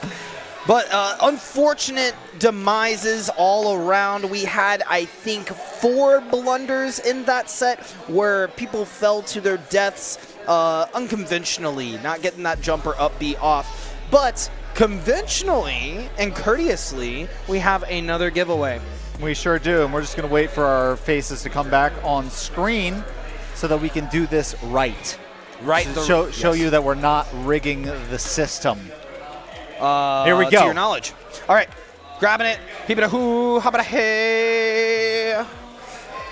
Ticket number 920133. Check your tickets now. Ticket number 920133. We gave them no heads up. Oh, you got it? You got it? What's your name? Hey! Kenny? Yeah. Congrats, Kenny. Kenny's going to win the Glitch bottle. Shout out to Glitch. Love to see it. Love to see it. Wow. Fantastic. I just love he was right there. It's like, hey, I want I know. oh, my God. That was You're easy. Right here? Oh, my Lord. All right. Let's go. All right, so I think that might conclude our 3 giveaways we have, and then we have the prizes for first and second place. That's right, unless Alyssa comes up with another one. But She might. She you might. know, she kind of can just find things all over the that's place. right. Call an audible. We'll give away the vacuum. Also a scavenger. We talked about all the things she is. We forgot to mention scavenger. Right. Or gatherer. Gatherer? Yeah. I don't know. I think Forager? Forager. That's good. Forager, yeah. That's good. Yeah. I do like scavenger. Though. I do, yeah. Scavenger, gatherer, forager. That's the Trash rat. Finding like Oh. all the things. Okay. I don't think she'd appreciate trash rat. Probably not. Probably not. I'm just kidding. Please don't fire me. I like my job. I swear. Oh, boy. All right, so we are moving along here in the tournament, just waiting for our next matchup. We don't even know what the modifier is yet. We're praying for Pokeballs. We're praying that they just start rubbing off some of the other options on the board and putting Pokeballs all over the wheel. But praying that Lord Arceus blesses us with Pokeballs for this upcoming game. yes. Arceus being the Maybe god. we just decide that it's Pokemon. Pokeballs. Maybe, Are we allowed to do that? I don't know. I don't know if they'd be happy about that. They spin the wheel. We're like, oh, sorry. No. Look at me. Yeah, I am the captain now. Yes, Grand Finals, Pokeballs. If we don't get it before the Grand Finals, I'm making Pokeballs happen in the Grand Finals. Out of all of the selections that we've had, I think that is the most non-competitive. Yes, is 100%. the Pokeballs. Yeah. But if there's 5 options and there's a best of 5 in the Grand Finals, That's true. If we get to 5. well, then it just needs to be in the first 3. Oh, okay. Yeah. Fair. It won't be random. Just roll. We'll decide the order. Okay, so we got Roy versus Steve using the Enderman skin. Steve, considered the best in the game. For those that are unfamiliar, this character is banned in a lot of regions right now, but Virginia is not one of them. And I've seen some videos that make sense why Steve is banned. So, I mean, just look at his movement. He's so weird. Yep. Very beloved character, don't get me wrong. I'm a Minecraft fan myself. I was really excited to see Steve's inclusion, but there is some jank with this character. You just build stuff all over the At this map. level, though, it's hard to tell what's going to happen. Steve has a lot of ladder combos, a lot of get-off-me tools, a lot of canceled movement. Roy is a great character, though, conventionally to deal with Steve. We've seen that a couple of times. So can get in, do a lot of damage, get a lot of combos off. Is that a chest? What's going on there? Yes, so that is a chest. It's their crafting chest, so they can craft things from that. You'll see Steve's on the ground using their tool to craft around. Almost falling off the map. Not quite going to get it, though. Going to get the minecart to come back to stage. Roy's going to charge the side B while Steve does what they do best and just starts crafting. Oh, does it pull up an on-screen menu or something? Like, how does Yes. how so does he decide the when way he that gets Steve to- works is he can use crafting to enhance his blocks and his tools. So you'll see minecart killed right there. What you don't want is for Steve to get to diamond. If he gets to diamond pickaxe, diamond sword, that is going to do a lot of damage and knockback. Wow. What? That's his recovery. That's the up. That looks silly. It is goofy. But look at Roy just controlling this neutral, doing a spectacular job of it, watching this Steve and anticipating all of its moves coming back to stage. That back air going to connect out of the minecart, which is a massive hitbox that is going to find itself at the end of a sword and into the blast zone. This is a ton of control that we're seeing. I mean, a good amount of chip damage there onto Chris, but already down to 1 stock is James Nato. Oh, there is the minecart, almost taking him off the stage. Oh, this is a 2-minute game. Oh, that's another modifier. That's another modifier I forgot to read. It's 2 minutes. That is interesting. Oh, you'd think as a professor I'd be reading. I know. I didn't even see the overlay. I don't know what we expected that modifier to be. We didn't even look. Yeah. Nothing seemed odd about that matchup. I know. And now we know why. Like, you got me on to Steve, man. I was just I know. blabbering about Steve and his viability in the 2024 Super Smash Bros. Community. But 2 minutes, Two-minute that's some sauce. That is crazy. You're going to have to open the fridge and show your sauce to get past those 2 minutes. So tell me about it. It goes to time. Stocks aren't down. If they're tied in stocks, is it a percent? It is percent. Yep, I don't think there's going to be any sudden death unless if they're tied on percent. Wow. Yes. That seems hard to do. It is incredibly hard to do. Fun fact, there was a lot of talk in the community for a long time around banning characters or banning the ability to just stay away from your character. It was popularized with Super Smash Bros. Melee with Hungrybox playing Jigglypuff, who would get a bunch of percent off and then just kind of fly away and just time out the timer. Wait, like say, come find me, come hit me. Yeah. Also popularized in this game with Sonic. As mentioned earlier, Sonic is the fastest character in the game. Very hard to hit, so he would get a lot of percent up. You see it a lot online and online play, and then kind of just dancing around. Oh, they're almost tied in percentage. They call that darn it. stalling, by the way. That's what that mechanic is called. But Okay. yes, they are almost tied in percent. That's 70 to 86. But honestly, it's going to be a matter of who can take these stocks faster. Because once you have a stock lead, you're chilling. Oh, yeah. Then you just avoid or Yes. stall, as you say. Because this is basically sudden death as far as time goes. Correct. So now Roy up in stock can And try Roy. and play this neutral game. 55 seconds left on the clock. If he can avoid James long enough, this is a freebie, but still a lifetime in 45 seconds. It is a lifetime in 45 seconds, and it's the danger zone for James, who's just trying to make their way back to mid-stage and finding themselves on the other end of Roy's sword constantly. I will say Chris is not, or Christian rather, is not stalling as much as you'd think. Still going in, still taking those chances, putting his own hurt box on the line. 20 seconds left on the clock, and lots of percentage on James Nato. This is looking pretty cruising for Christian. I don't know what that sentence was, but you get it. You get it. I'm totally with you. Christian is totally cruising through this game right now, but that is Diamond that's going to come out, and he's going to get a string off, but like you said, not going to quite find enough. Oh, we are going to sudden looks death. like we are going to sudden death. Okay, never mind. Roy going to take that. I mean, it was Chris's game to win anyway, so Yeah. congrats to Chris. Going to move on into the next round. Well, now we know. That's actually important information moving forward. And if we see 2 minutes again, very true. Obviously, you want to be at a different stock level than your opponent, ideally more, Yeah. when the time elapses. Because I don't think we'll see a 3 stock in 2 minutes. That's pretty aggressive gameplay, it feels like. Just like my icon, Justin Bieber, said years ago, never say never, my friend. Thank you. Yeah, you're welcome. Anytime. That's what I'm here for. All right, we're going to take a look at the bracket on our own little screen while you guys get these wonderful replays. Yeah, the replay looks dope. They did a great job in that set. Looking at this bracket, we're about completed with round 2. We're going to be moving into round 3 very shortly. We currently have Kangaroo Feet facing Putt Putt on a side stage, and Mangoes versus CF Seeger on another set up, so those matchups we'll know the winner of here pretty soon. But yeah, still in the round of 32, and this is going to start moving faster and faster, especially if we get 1 stock or 2-minute matches. Oh, yeah. Oh, yeah. That was part of the reason why we chose what modifiers we did. Most of the modifiers are going to speed things up. Yeah. Most of them are. Love that. Yeah, obviously Ganondorf getting a two-hit combo. You know what I love, though? Aside from the heavies that we've seen so far on stream, there's been a lot of character diversity. Yeah, that's true. We've seen Corrin. Besides the forced character diversity with random and stuff like that. Correct. Yeah, even aside from that, I mean, we just saw Roy. We just saw Steve. We've seen Corrin. We've seen Little Mac.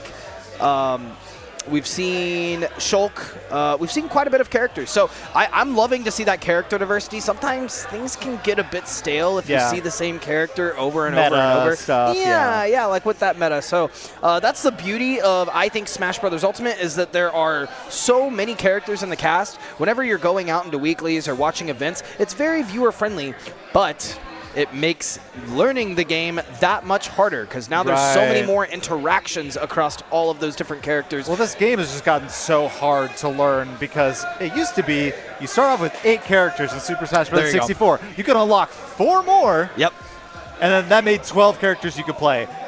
How many are in this game? I don't even want to talk about it. I'm not even kidding you. When this game came out, I was running a LAN center, and we actually were up for 2 days unlocking characters on 6 switches. Oh my Because you have to unlock all of the characters outside of the main cast they give you in Smash 64. So of the 80 characters in the cast, you have to unlock like 72 of them, and that is through going through games. It takes hours upon hours upon hours to do. There's actually people who have gone into the community to mod or learn better ways to unlock characters. It's now like its own little speedrun process for anyone that's getting those Nintendo Switches. It is absolutely crazy, though. That just seems like something you should be able to, like, I get for longevity of gameplay, for like just engaging a new player in the game, slowly unlocking people, like just kind of drip feeding that. But if you're a competitive player or buying it for a competitive reason, you should. And this kind of comes down to Nintendo not necessarily being super supportive of the competitive scene. Whoa. We didn't say that. Right. Wait, never mind. That's just kind of indicative of that. All right, we're another 2 minutes. Nom versus Mango. My boy. My boy DDD. This is like one of my favorite characters in the whole cast.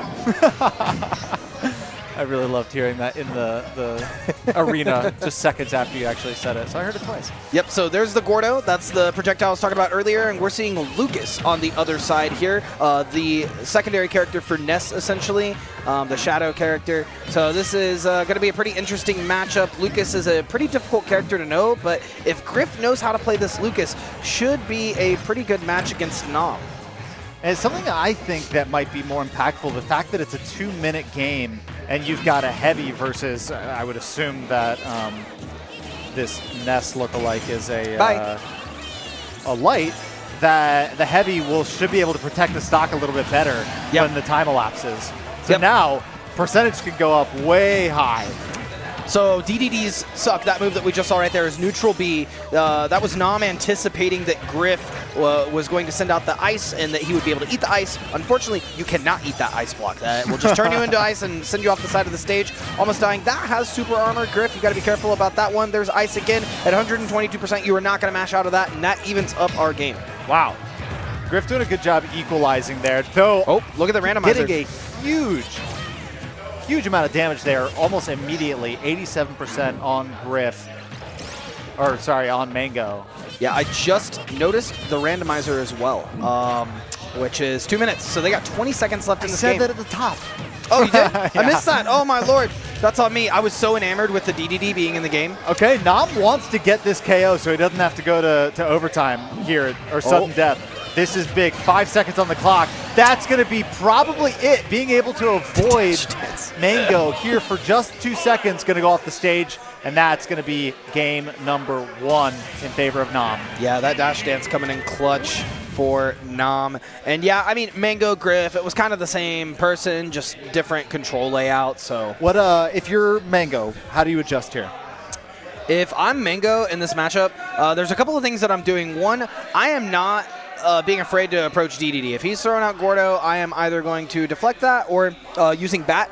Bat is a reflector, so I'm going to reflect it back at him. Or I'm just shielding it, parrying, running up, and then getting an air string off on him. Lucas shouldn't be afraid to go in. We're seeing a lot of PK moves coming out of Lucas, which is generally pretty good if you're trying to like mix up, but not generally good just for a neutral tool. Yeah. Yeah, it's good. I would assume, especially PK Fire, good for chip damage. That's really nice ice there.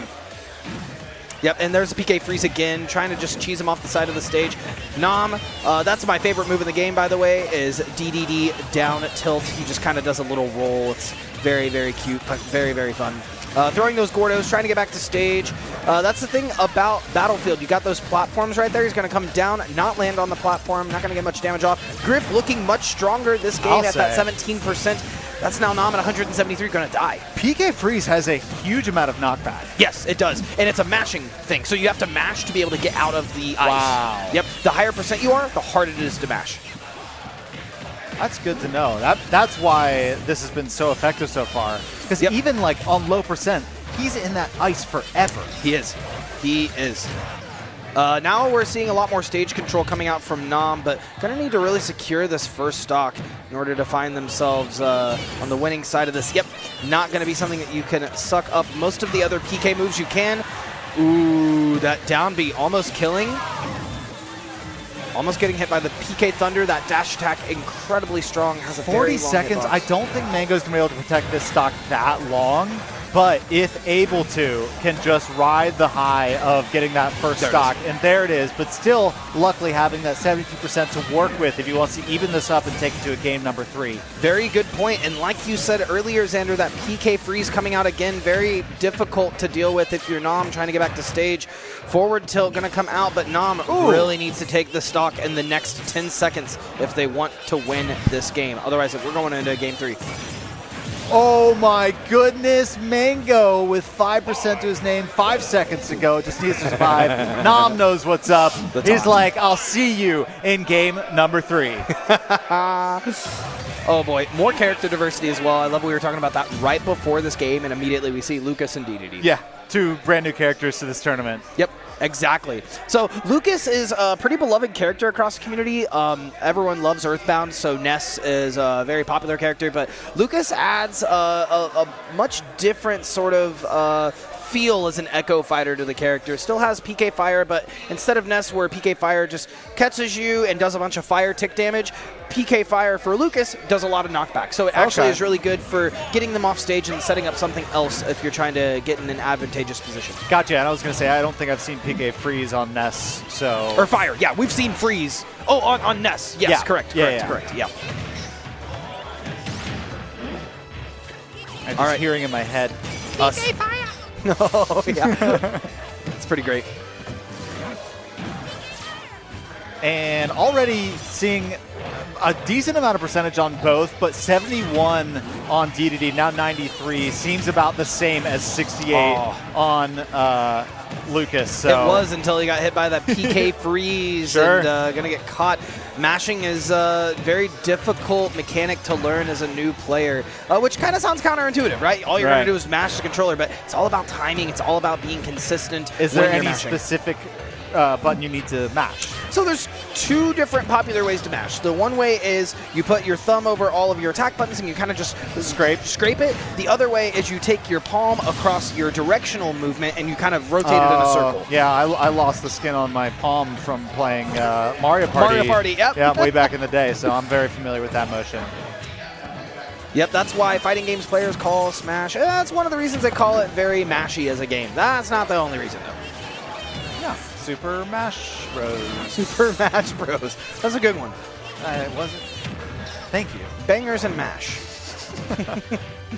All right, so we're seeing a bunch of Gordos mid-stage, trying to keep that stage control. Oh! Nom going for the dash attack. That was a great run back by Griff. Griff playing defensively now, using their dodge, using their shield. I'm loving it. Twice, though, with that Nom body slam. Very slow recovery off of that, taken advantage of both times by Mango. Yeah, so those stars, though, that come off the side of the body slam, those hurt. Those will hit you. So it can stop a lot of movement. Oh, no, this is Nom going to need to take this. Not going to quite find the We kill. are going to sudden death. This is going to be goofy. One hit to finish this round. What? He's just going to, he's honorable. He's not going to go for it. I think the TO probably told them if they go into sudden death, then it's whoever had the higher percent. Wow. So, honorable death honorable by Griff. death. Yes, honorable death by Griff. Great game. I loved watching that one. That might have been my favorite game so far in this event.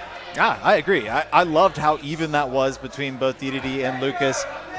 Great job. Good job, Griff. It was a fun time. Yeah, that was cool. It was cool to see how close that matchup was, especially the different play styles. We had very, what seemingly was one-sided as far as DDD taking game number 1, and then the adjustments from Lucas right in game number 2 and to take it into game 3 and win. Even at the lowest level of any fighting game, that is the beauty of it. It's all about being adaptive in the moment. You have no one else to blame but yourself. You have no teammates. There's no aim. It's all about your adjustments. And so you actually hit the nail on the head right there. Completely agree. It's all about what you're doing in the game. So Lucas, those adjustments were what we were talking about towards the end. Holding shield, rolling when needed, just throwing projectiles at Gordo, not letting Gordo hit them. It was phenomenal. Well, you Great said those stars on the body slam actually do some damage. Yeah. It didn't seem like at any point Lucas was out of the way of that body slam, so just using dodges very effectively or shields very effectively and then capitalizing on that. I think that was a big turning point in that game number 3. Completely agree. And with that game number 3, that's another game that's going on by, which means we're moving even faster through this bracket. That's right. I'm going to take a drink of water. Water's important. Stay hydrated. If you have headaches, you find yourself lightheaded at times, probably means you're not drinking enough water, but you should consult your doctor. I am not a physician. I encourage everybody to drink water right now. There's a water fountain in the back. Yep. Go get some Wawa. It's good for you. And I just hope I make a line in the water in front of the water fountain just because everybody's like, man, I do need to hydrate. God, you're right. Yeah. You know, with that being said as well, one more final shout out to Glitch, one of our sponsors that we had here. Those are actually supplements you can put inside of your water, give you a little bit more energy, feel a little bit better. Formerly with our program, we loved drinking their water throughout the years and their energy. I know I got a little bit when I came in over the summer, and it might not have gotten addicted. Oh.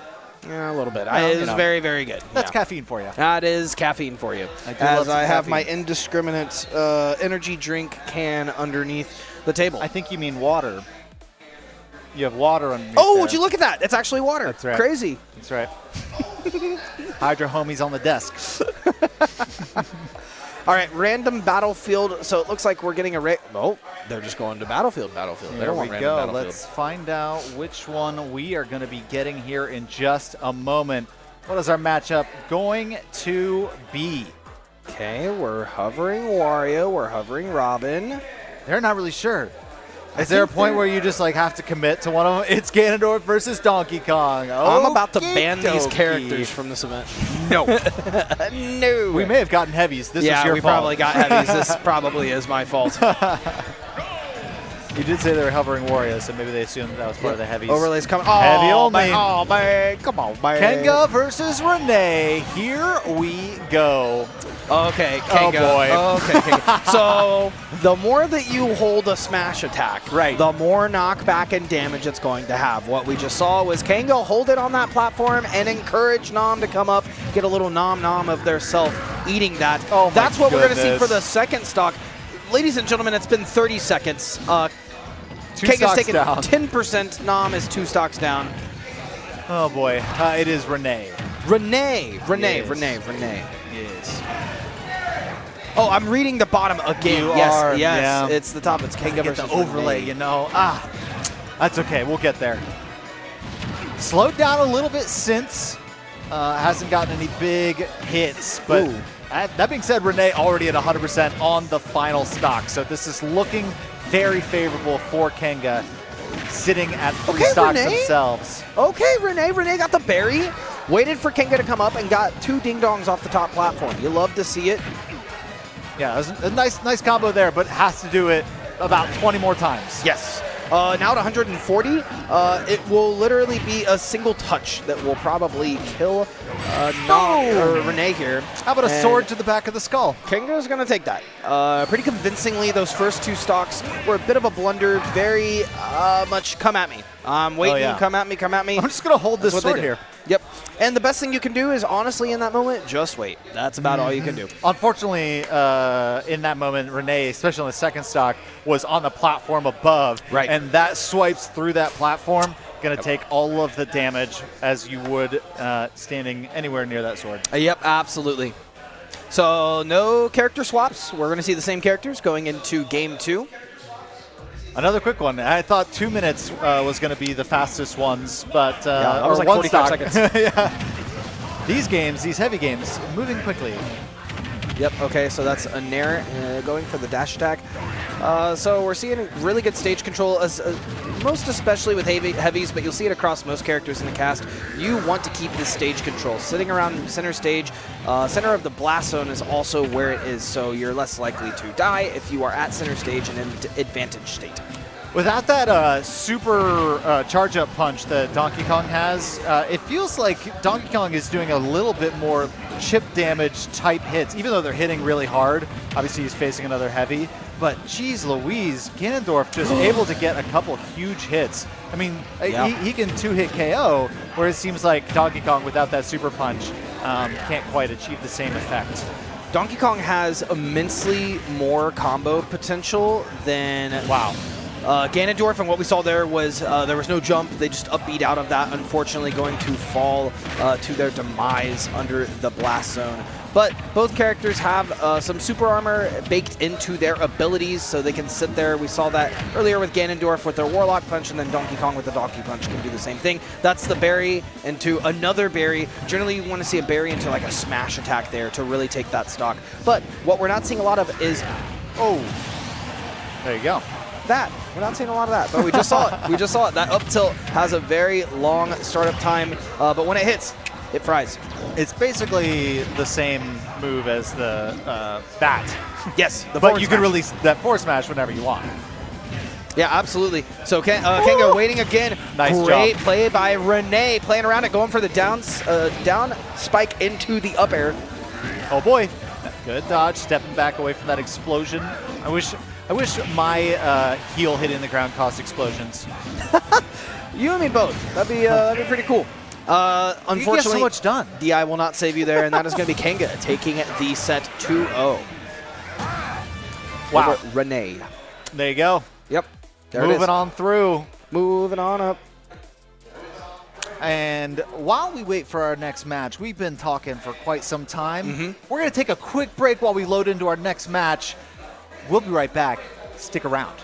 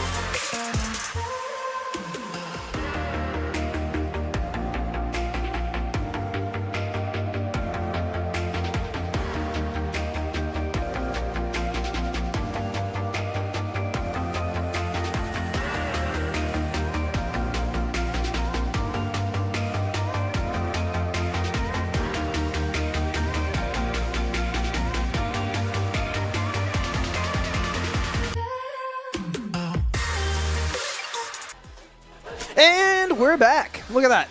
Imagine. Wonderful. Glad to be here. And we got a little bit of breaks for our chops so that we can serve them for you, barbecue style. Red leather, yellow leather. Red leather, yellow leather. The arsonist has oddly shaped feet. Oddly shaped feet? Anchorman. Anchorman, yeah. Yes. Oh, the classic. The Human Torch was denied a bank loan. All warm-ups that he uses in the beginning of the movie. I wasn't doing any of those because I stumbled through them, obviously. So we're back here at the Welcome Super Smash Bros. Tournament here at Shenandoah Esports. Excited to be here and be casting this action. We still have a packed house full of people. Obviously, we're later on in the bracket now, only about 8 to 12 people remaining in the actual bracket.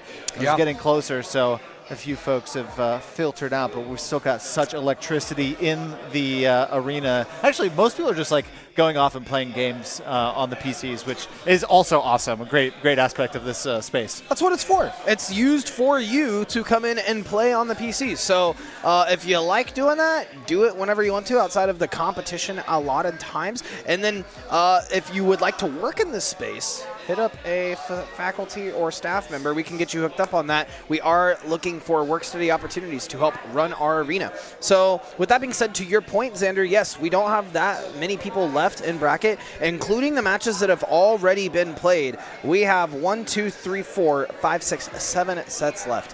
Whew.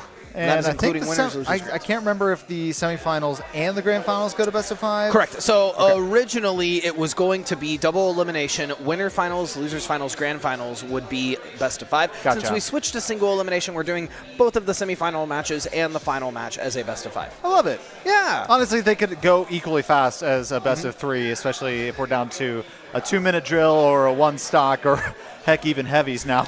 Yeah, have been going really fast. We did hear, we're getting Hyrule Temple. Oh my gosh. Nice. This Here is we new. go. This is going to be Okay. like a 17-minute set, more than likely. But what I was saying is while we got off mic, when we took a little break, got a little water in our system, we look over and we're like, oh no, they're playing with Pokeballs. The first Pokeball match we had the opportunity to watch happens right when we go off stream. So, we'll get it again. Don't worry. Yes. I will force it somehow. I will take that wheel and I will just erase everything. We're getting Hero. Hero versus Terry. Okay, so Hero is the player you said has big random. Yes, big random. And if they're not cowards, they're going to go under the stage and fight in the Hyrule Fight Club. Hyrule Fight Club is that little encased area underneath the temple. Cool thing about Super Smash Bros. Is when you hit a side or a part of the stage, if you press the shield button, it's called a tech. So you'll tech off of that surface, meaning you won't get bounced around like crazy, and you'll instead tech on that surface and recover. Well, say it louder again about going down to Hyrule Fight Club. The players can hear you at a slight delay in the arena. Maybe you should just goad them into really laying down their arms in the space of this map that makes the most sense. We haven't seen a lot of big dodging and stuff, though, either. No. Though, so it's I'm pretty pleased. They're inching down that way. I guess the top of Hyrule Temple, it's very easy to kill off the top. At the bottom, it's kind of a random effect whether or not you're actually going to get tech off in that area. Go meter is now up for Terry. That is very similar to the meters that we've seen before, and Geyser's going to kill. So that was Power Geyser. He threw it down on the ground. It has an expanded hitbox up, and this is Hyrule Fight Club, what we're seeing right now. And looks like Hero has a mana pool. Yes, Hero does have a mana pool, so he can't keep spamming those random options I was talking about earlier. You can see that menu coming up now, choosing the Crackle Slash, now going for the Bang. Yep, so it's 16 options randomized into 4 available options. Okay, and you have to take some time to select each one. That's correct. So it's tough. For those of you that are interested about video game history, for years it was actually a contentious point in the rule sets for international players coming over. We had Japanese players coming over, and they would switch the switch to Japanese mode so that you couldn't read what they were choosing. Oh. So they had to change the rule sets and update them to where you now have the game played in the native language of the country that you are playing in. So if you're a Japanese player going to the US, you have to learn all of those 16 moves in English. Wow. And vice versa. And vice versa. Yep, if you're going to Japan. I love that. It is really neat, right? It adds a whole nother flavor to the game. Just like we're seeing a whole nother flavor with them going under the stage. Elim now hanging out in Hyrule Fight Club down under the stage with 78%, kind of goading Kenga down here. Yeah, had Crackle Burst, I think was the move. Yep, Crackle Slash. Oh, Crackle Slash. It is an odd move. Yeah. I guess that's the electricity coming out of the sword. Correct. Yeah, fun. Here we go. Psych Up. What's that do? Oh, I forgot to mention as well. So Psych Up is going to enhance what Hero's next move. Hero has random crits in their smash attacks that will just instantly kill you. Forgot to mention that. Wow. When you're playing under Hyrule Fight Club, if you hit that tech like we just saw Elim do there, then it's going to be a lot harder to kill, but still an opportunity. Yeah, you did say this was going to be a longer match. Thwack! That's the insta-kill. Thwack! If you're above a certain percent, so there's Thwack, and then there's another one that I'm spacing off the top of my head. It's not Slat. One of them happens right in front of you instantly. The other one is a projectile that's fired out that can hit you and then kill you. Gotcha. It seems like Thwack was the ideal one to have here in Hyrule Fight Club. Yes. Now at 73%, Kenga looking unfortunate. Psych Up gonna come out 176%. The down throw gonna recover high. Whack. So it's Thwack and Whack. Whack was the other one. Okay. Gotcha. Hero doesn't have much left in their mana though. 19 left. And it slowly recovers, so gonna have to rely on the neutral game here. Ooh, bounce. So bounce is really good. It reflects all projectiles sent to Hero. But facing a character like Terry, not many projectiles to deal with. Correct. Gotcha. So now that go meter is still strong on Terry. They have their last stock. They're hanging out in Hyrule Fight Club, understanding what they have ahead of them. Psych Up going to come out from Elim. And as we're getting further through this bracket, I'm loving to see the more understanding in this character diversity, now 169%. But that's why they call it Hyrule Fight Club. You're not out until you're out, baby. And that's going to be Kenga now trying to go back down. Elim still hasn't taken a hit. As I say that, they're going to get down tilt. And this top blast zone is going to spell danger for Kenga here. And Hero's abilities, are they able to stack? Yes, some of them can. Wow. Dash okay, attack so like and the tech. Shield and Crackle Slash potentially, and just yeah, various things. So like yeah. if you use like passive Psych versus Up active, and then those will work. Okay. There's Yeah, also one that's probably one of the best moves Hero has in its disposal we didn't see out there, is Snooze. So you throw it out, it's a ball that travels at a very slow pace, but if it hits you, you fall asleep. And you're asleep. I never would have guessed with that name. Yeah. Yeah, right? No, kind of hard to anticipate what that's for. They call it Snooze because it goes so slow, it'll put you to sleep because it takes so long to dodge. If you snooze, oh, you lose. Out. Oh. You're out. All right, so Rosina's switch up here, going from the Terry to the Incineroar.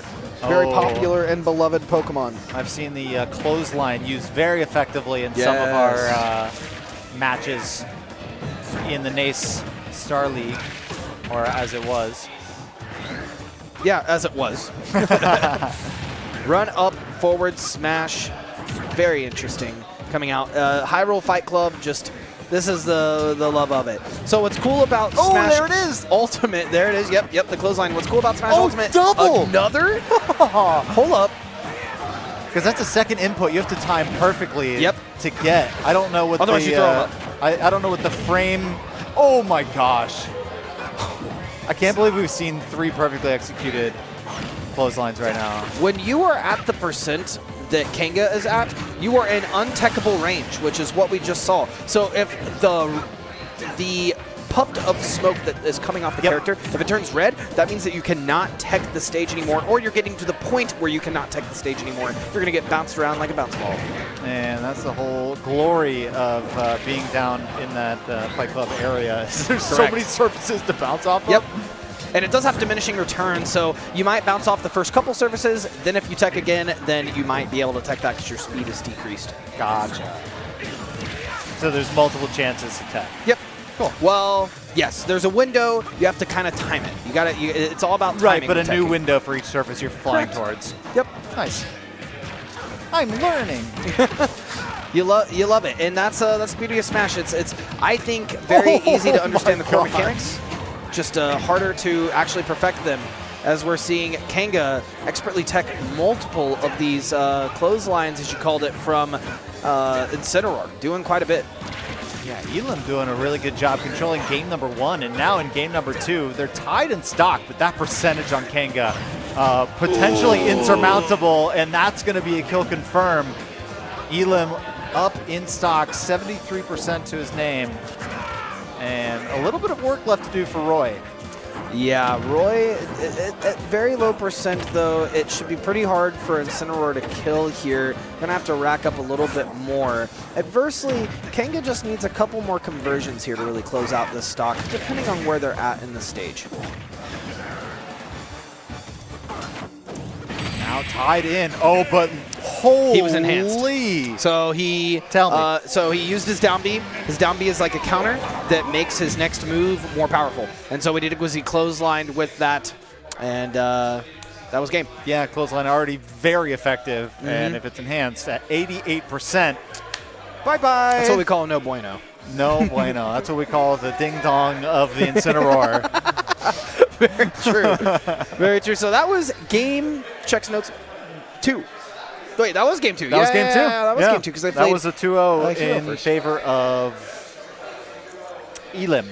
Elam, yeah. I had to check the name on the screen below. Yeah.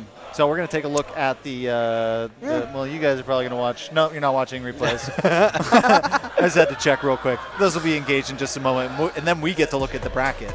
Yeah, there you go. sure. Now you're watching replays, and they're going to pull up the bracket for us so we can fill you in on where we're at. Okay, so we are now in our round of 8. That was a round of 6. That was a round of 16 matchup, but we do have 2 active off-stream rounds. Oh no, that was our round of 8. Elam versus Kanga. Yeah, it was our first match in our round of 8. We are finishing up the round of 16. We're seeing Grizzly take on Christian P. They're about 15 minutes into their set, so I imagine that'll be done very soon. So yeah, we're in the round of 8 now. Kangaroo Feet versus Mangoes, Chiliad versus Mango, and then the winner of Grizzly and Christian P will face off against Wailing number 5. If you have not checked out the bracket, very easy to do so. Start.gg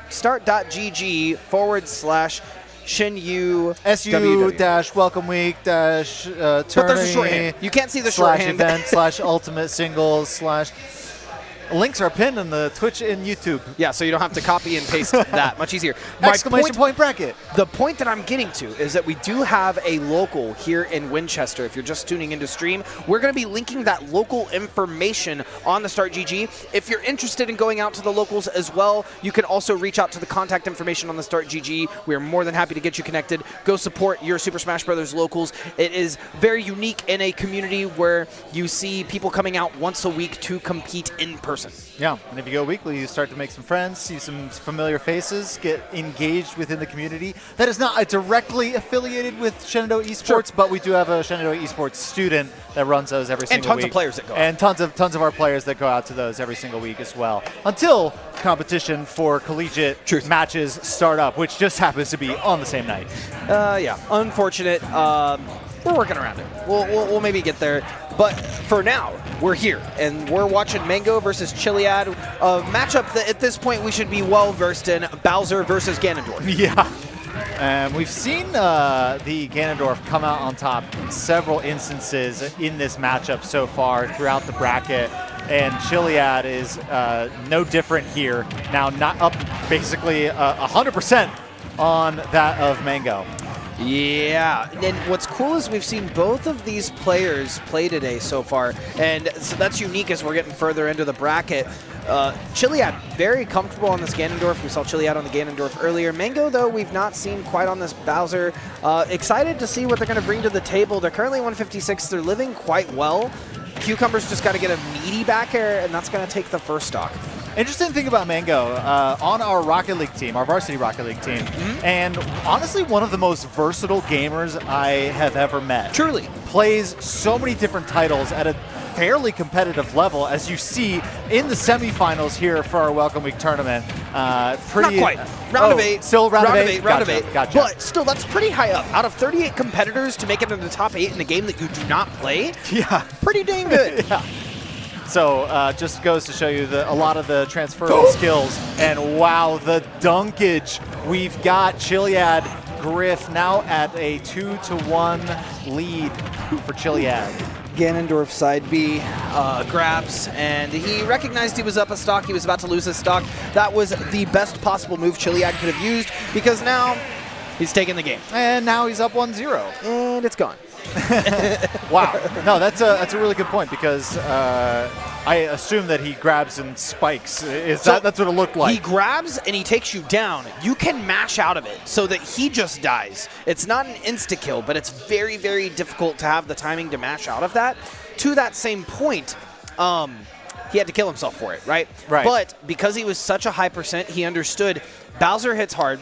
Next time Bowser hits me, I'm probably dead. Right. So I'm going to go out on my own terms. I like it. And take him with me. Yeah, so he's down absolutely. another stock. And the fact that he did that right on the bottom level of the stage instead of higher up, no time to recover. Yeah, absolutely. And if he does it on the stage, it puts him into a tech option, but it's not as good as just straight up killing him. Yeah. All right, well, already up 1-0. We knew these heavy matches were going to go fast. These guys hit so hard. 15 seconds into this, and we're already at pretty decently high percentages for both players. Of course, Chiliad up 1-0. So I'm actually starting to see some combo potential here. Okay, which, for both characters. We haven't really seen it so far in the tournament yet, but I'm liking the options coming out of these characters. It seems like they've both played this game at least long enough to know what combos into itself, right? So we're seeing specifically Ganondorf do the dash attack and do the up air. That usually is pretty true, and we're also seeing Nair strings come out of Ganondorf. I'm actually loving to see that in a community-grown tournament like we're having here at Welcome Week, that folks kind of already have that advantage and experience about the game. Nair being neutral air. It's when he jumps in the air. For the people and at home, of course, definitely not for me. Like Falcon when he does the double kick in the air. Yeah. It's the same thing. Woo! And that, my friends, is Chiliad with the perfect game. 3-0 stocks up on Mango, and it will be Chiliad advancing into the semifinals to face off against somebody number 5. I can't remember what the name was. Yeah, I mean, we'll get there, but I just heard certainly Mambo number 5. Mambo Wailing number 5. Yeah, Wailing number 5. You actually were not wrong. That is their verbatim name, W-A-I-L-I-N-G. Oh, Chiliad's going number the 5. Yeah, Chiliad's moving on to the semifinals. They will face off against Christian P or Wailing number 5, a matchup happening off stream at the moment. And we currently have Kangaroo Feet versus Mangoes happening off stream as well. We saw very early, our first matchup with Kangaroo Feet definitely saw potential in that player, and it is shown as 3 more matches, 3 rounds later, Kangaroo Feet still kicking it. Yeah, and I mean, if we're looking heavy at the bracket here, the only time Kangaroo Feet has lost a game was in the first round against Joe. Yeah. And that was in a 1 stock, so that was just stock. he got to 1 stock first. Absolutely, yeah, which is crazy. I mean, as we're getting further into the bracket, like you said earlier, we're seeing a lot of 2-0s. Very rare we're seeing a 2-1, maybe once a round, consistently what I'm seeing here. So going into the top part of this bracket, I am interested to see if things shake out a little closer as we get into the best of 5 territory. Yeah, and that is impending. One of the next match we watch. Oh, wow. Kangaroo Feet falls 2-1, speaking of which, to Mangoes. So it's going to be Elim versus Mangoes in our first semifinal matchup, and then Chiliad awaiting Christian P or Wailing number 5 in the other one. Those are our top 5 competitors here in this Welcome Week tournament. We'll see which one. I imagine we'll go on to watch Elim versus Mangoes, since that is the first match that's available. And the other one will happen off stream whenever Christian P and Wailing number 5 finish up theirs. That is the awkward part now that we're kind of at this stage in the bracket. We're not going to have games as readily available as what we've had previously in the bracket. So there may be some time in between games that we're really waiting for that next stage to start. We have a total of 4 games left, including Christian P versus Wailing number 5. So, like we said, things were going to pick up, and we are true to our word. That is exactly what's going on. And that match is already 9 minutes in, so that one's somewhere cruising along. If it's in the process of a 2-0, then that one's about to end. So. Just moving. So we got Elim versus Mangoes, like we said earlier. 2 new characters on stream that we've not seen, and this is going to be a 2-minute match. We got Rob versus Inkling. the 2-minute drill. Tell me a little bit about each one of these characters and what their strengths and weaknesses are against the other. Yeah, so Inkling, obviously from popular Nintendo game Splatoon, and then Rob was actually just a toy in the 80s. Isn't really from a Nintendo video game. Rob, marketing device for Nintendo, actually. Exactly, yep. So Rob is one of the best characters in the game, in a lot of people's opinions. I would say he's a top 20 character. He is a zoner, but also has a lot of great movement, has one of the best recoveries in the game, great neutral tools. Inkling was considered really good early. Inkling has some projectiles that they can throw out.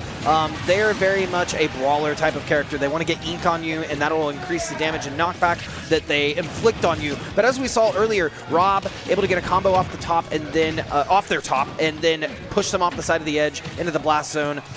It's just a great character. We haven't even seen a side B yet from Rob, and that's arguably his strongest move. Yeah, really big zoning from Elim so far, only suffering 49% so far, already having inflicted 82 and a stock onto Mangoes. So really, really strong start from Elim. And look out, folks, 45 seconds left on the clock. Who do you think looks cooler? Who do you think looks cooler? Well, I'm a big fan for retro, and I've seen Rob the Robot deal incredible damage in many of the NACE matches that I've watched for our team. So, Rob. Gonna go Rob? Yeah. I think that's a very fair pick. Yeah. Rob is pretty cool. I think Inkling has some of the cool particle effects in the game, coolest particle effects, and moves. I think Inkling is just a well thought out character. It was one of the first characters that they introduced in Super Smash Bros. Ultimate. That side B is going to probably kill, not quite yet. So Rob has paint on him. Is there any change to gameplay with the paint? Certainly, yeah. So that or paint, the ink. yeah, the ink, it increases knockback. I think it deals a little bit more damage. If it's on the ground, so if he uses roller, it actually slows you. So Inkling kind of wants to do that, wants to entice you in, get a little bit of ink on you. Once you're inked, go for the smash attacks, go for the combo potential, go for the conversions. Gotcha. All right, well, that is going to be a 1-0 start for Elim on Rob. Yeah, Rob is just a very, very versatile character. A lot of people really don't like Rob's top that he throws out in side B.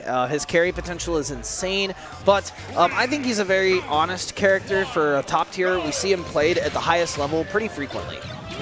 And you can see why, right? The moveset is really great for both zoning potential and kill confirms. Great poke potential there.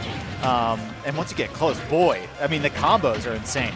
Yeah, I mean, Elim is doing a phenomenal job of these conversions and combos. The down tilt forward and 2 down tilts into the forward air, the down throw, dash attack. Everything is working out exceptionally well for Elim. The up tilt, or sorry, the up air is one of the best moves Rob has. And even in that quick recovery right off the stage, there wasn't a lot of threat of going down necessarily, but sneaking in a quick laser for poke damage while he's recovering, I don't think Mango's expecting something like that. Probably not, and really good point. Yeah, Mango is in middle of stage, just trying to keep this neutral alive, staying in advantage state, but having a tough time doing so when you have someone who has as much mobility as Rob to get around this stage. Yeah, and really strong start from Elim once again. Up a stock and about same percentage on Mango's. 57 seconds left on the clock, so Mango's going to have to move fast to try and even this one up, and then also get some of that free percentage back. Yeah, oh my gosh, okay, we saw a reverse B reset. Okay, nice Elim, looking strong. Going for a dash attack into a jab, kind of toying with Mango there. Could have honestly got the kill. Surprised that we didn't see Mango punish that, but Mango just really needs to take this stock. If so, they might be able to rack up enough percent, but Rob is just waiting patiently. Oh yeah, time is on his side, right? 20 seconds left on the clock. It is Elim's game to lose here. And he's just going to kind of cruise to it, especially at 195% on the second stock of Mango's here. Yeah, I mean, Elim looks incredibly strong. I am not going to lie. This might be the character to take the tournament as they win this game. Or sorry, they don't win. This is 2-0, but this is a best of 5. That's right. That's right. Best of 5. So if Rob takes game number 3, that will be Elim in the grand finals. Yes. And Elam been incredibly strong so far from what we've seen in the bracket. I would like to see this character in Grants. Not Donkey Kong, but Elam specifically. We're going to see Elam switch to Donkey Kong, probably show you some of the sauce I was talking about earlier. Opening up the fridge, going through the spice rack, seeing what they have at their availability. Probably a bunch of back air strings. We'll see what we have in store for us. Well, not to mention, you've got some of the players that may not necessarily be playing at the moment. I don't know if our other semifinal match is underway yet. It might be. But the fact that he doesn't necessarily maybe want to be a one-trick pony going into the grand finals, showing a little bit more, showing I can win on Donkey Kong. So if they're trying to counter our, obviously it depends on our randomizer whether or not he's going to be forced onto something like that. But this is really great practice. If he's forced to play heavies in the grand finals, he's getting a little bit of reps on that Donkey Kong. Yeah, and looking extremely confident doing it. Going off stage, you can kind of tell by the character movement, the moves that he's opting to do, and just how fluid he's playing this Donkey Kong, that he has experience on this character and experience in the game for sure. That's not slight to Mango at all. Mango is actually doing exceptionally well against a character like what we're seeing from Elam right now, with the movement around these platforms. Catching that, now sitting at 93. It's that ink that you were talking about earlier here. You can now very clearly see it on Donkey Kong, that blue ink. Gonna paint him up. Now an entirely blue monkey. Just needs to get that smash attack off and should send Donkey Kong flying. I mean, 117%, gonna have quite a bit of knockback there. Yeah, plus a ton of ink. That is gonna be significant, but staying alive long enough that it's ebbing away. Obviously the percentage remains, but the impact of that ink going to be going away. The advantage that Mangoes was holding on to. On God? And that, I mean, that's just showing, all right, well. Oh, no. Oh, and there, no. Oh. I mean, you want to talk about a. Oh, wait, he recovers, though. He recovers. That was a great recovery. The taunt into the cargo throw into the, no, I'm coming back. Don't worry about it. Oh, boy, that would have been a little bit of karma, right? Just a tad bit of, oh, no. Oh, no, don't do it to him. First, I'm going to slap you a couple times, throw you into the bottom of the stage, and that, ladies and gentlemen, is going to be Elam up 3-0, advancing into the grand finals of the Super Smash Bros. Shenandoah Esports Welcome Week tournament. There's more words I could have said to describe what's happening today, but that seemed sufficient. Well fought, though. That was a well-fought game. Yeah. I have loved watching the character diversity in this tournament, as well as the player diversity. Lots of new players, old players, young players, returning players. You know, it's kind of all across the board. But I do believe, looking at bracket, that we have our grand finals coming up. We do have our grand finals coming up. Obviously, we have Elam advancing, but currently on the other side of the bracket, and I'm going to have production pull that up one more time real quick. I did see Wailing number 5 advance from the round of 8, facing off against Chiliad. They've been facing off for 10.5 minutes so far, so that will come to an end here momentarily, and they will be meeting against a very confident, very dangerous Elam in the grand finals. Yeah, I mean, it's one set, right? So, I mean, we're in best of 5 territory now, but as they move on into grand finals, there is no bracket reset. That's just grand finals. So you're playing that best of 5, and we're one and done. But we will have, whoever's advancing, they win the prizes, right? Both That's right, because we have 2 prizes. Yeah, we've got first and second place prizing available. So Elam already in the loot available. Yeah, really, really exciting. We're seeing some replays. You just saw some replays. We weren't paying attention. Yeah, as is tradition, as is normal around these parts. As we're heading into grand finals, I just want to take a couple seconds to shout out the wonderful people who made this event possible. All of our staff here at Shenandoah University Esports program were TOing the bracket. They were in the back of house running production. Shout out to the folks over in production. I was under the impression it was just Ian and Victor earlier, but Moss is back there as well, so shout out Moss, who's back in the prod room making things happen. Shout out to the students who came out for Welcome Week, and if you are not part of the esports program, you just came in as a guest today, shout out to you. Thank you for coming in, supporting what we're doing, and in turn being part of our little community we have here. Yeah, it's been an absolute blast having everybody here, and of course, one final reminder before we head here into Grands in just a moment, that we're having a Welcome Week info, I guess not Welcome week. It's first week of classes info esports session on Tuesday night at 5 p.m. here in the esports arena. You can learn about everything that you have available to you in the esports program, projects we're working on, trips we're going on, classes that we're going to be offering this fall and in the spring. Learn all about what we have going on here. It'll be about 90 minutes of your time, and there's going to be so much cool stuff that we have to tell you about that you're not going to want to miss it. Yeah, it'll be a phenomenal night. I know that I'm going to be there, excited to be a part of the community. We got classes starting up next week, so your and I's time will start to dwindle very shortly. We'll have those classes rolling, doing stuff. I'm really excited for this upcoming semester, though. It's my first semester coming into the program. The folks here are absolutely phenomenal, par none. Beautiful people to work with. So if you're looking at getting into the community but you're unsure what you want to do, don't fret. Come talk to us one-on-one. All of our offices are over in HHH, and we're in the same hallway. So if you go and you talk to Alyssa and you're like, I'm interested about classes, she may point you to Xander or I. If you're interested in getting involved with the esports program from a competitive sense, you'll probably talk to Fernando, Broadcast, Ian. It really is a supported program endemically. We all come from the esports industry. We've done stuff outside of the industry as well, but all industry experts in our own right. That's right. So, yeah. Well said. Yeah. Very, very excited.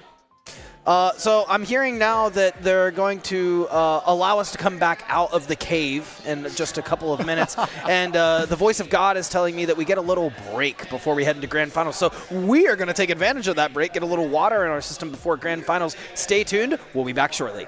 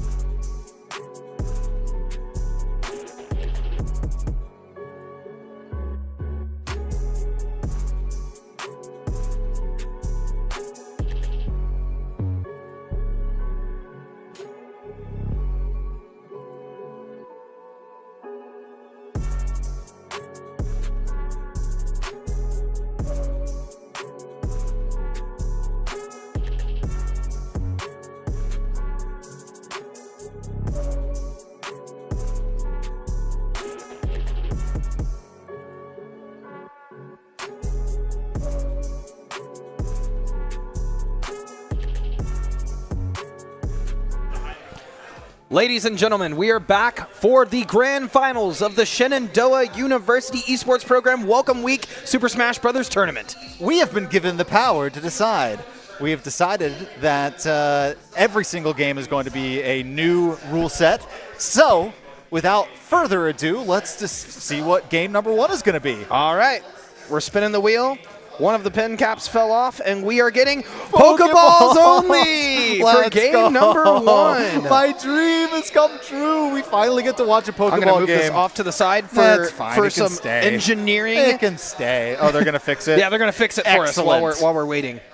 And as in they're going to fix it, I am recruiting Kip to fix it for us as we're waiting throughout the game. Thank you so much. Wonderful Super Smash Bros. Player here in the program. As we said, Wailing number 5 versus Elim. Yes. Both players in the grand finals. We obviously also have a third place match happening off-stream.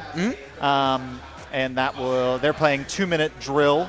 They are, yeah, and they're right over here on the right. You can see somewhat in the background. You can see the head, but that is happening as we are off stream. Yeah, right over there. Yeah, it'll be a good time. Third place match, since this is a single elimination event, that will be where they end. They're playing for third and fourth place period. So for this grand finals match, we have our number 1 and number 2. They both will be receiving prizes at the end of the set. And we'll get that prizing over here at some point so we can present it. But we have 5, potentially 5, at minimum 3 games to get through. Game number 1, obviously Pokeballs. Very excited about that. I have not seen Super Smash Bros. Pokeballs. I've only seen Nintendo 64 Pokeballs back when I used to play Super Smash Bros. And obviously all the competition that I've ever watched, there's no Pokeballs. I think it's updated to Sun and Moon 2 or Ultra Sun and Moon. I think that's the furthest game it's updated to. So you might see some Pokemon that you don't know that are outside the original 150. Well, let's go ahead and get started. Ladies and gentlemen, this is the grand finals. Elim versus Wailing number 5. And that's a tall... that's Executor. That's Executor. It's an Alolan Executor, so it's very tall. We're going to see Snorlax, part of the original 151. I am loving Wailing number 5's tag. That is very funny. And Elim back on the Rob again. So Executor's head, as you can see right there, counting as its own part of the stage. So it's you can't throw anything past it. Mew's going to come out. That's going to be a Darkrai next. Going to get hit with a Darkrai ball. And that is going to hurt. If the up smash connects, it will. That's going to be Elim up now with 3 stocks at 100%. Wow, and I don't think we've seen Wailing number 5 on stream yet, but we've seen a lot of Ganondorf. Yes. And really, the power, we've only seen Ganondorf versus other heavies. The power against super heavies like Ganondorf, it's the quickness that Elim's able to get with a lot of the zoning potential. And the Pokeballs don't hurt. They definitely don't hurt, but what will hurt is that Latios and Latias combo. Getting hit by that. Oh, and then getting hit by top into the beam off stage. That's going to be Poop recovering, though. Maybe I shouldn't say that. That's Wailing number 5. That's the tag that they chose. I didn't say it. Oh, boy. And the Pokeball's not going to land. This one's going high in there. That is a scary-looking thing. Yeah, imagine, you're in the middle of just fighting someone, and they pull out God to fight you. Is that a God Pokemon? It is a God Pokemon, wow. Yes. That'd be interesting. So, Mimikyu coming out as well, beloved fan favorite in the Pokemon game. So we're just seeing Pokeballs coming out galore. We saw Wailing we number set 5. it to frequent, you know. Yes. There's just tons and tons of Pokeballs. It's just chaos. The beauty of it, almost getting that down air off. Gonna get eaten into the forward smash. Gonna take that percentage. That's 49-64 coming out of it. But unfortunately, at 145 now, Elim gonna get this up air off. Not quite. They're gonna wait. Stalling for the up air, gonna find it on the second time around, trying to recover back to the platform. That's now 71 to Wailing number 5's 23. We got about 4 minutes and 45 seconds left on the clock. You know what I'm realizing is, like, outside of 151, there's like a lot of very scary Pokemon you wouldn't want to live amongst in the Pokemon world. That one that looked like just a little shroud of a blanket had a giant shadow hand come out of it and then eat you. So terrifying. Yeah, I don't need any of that. Oh, true combo potential. The store you into the forward smash. Okay, I see you, Elim.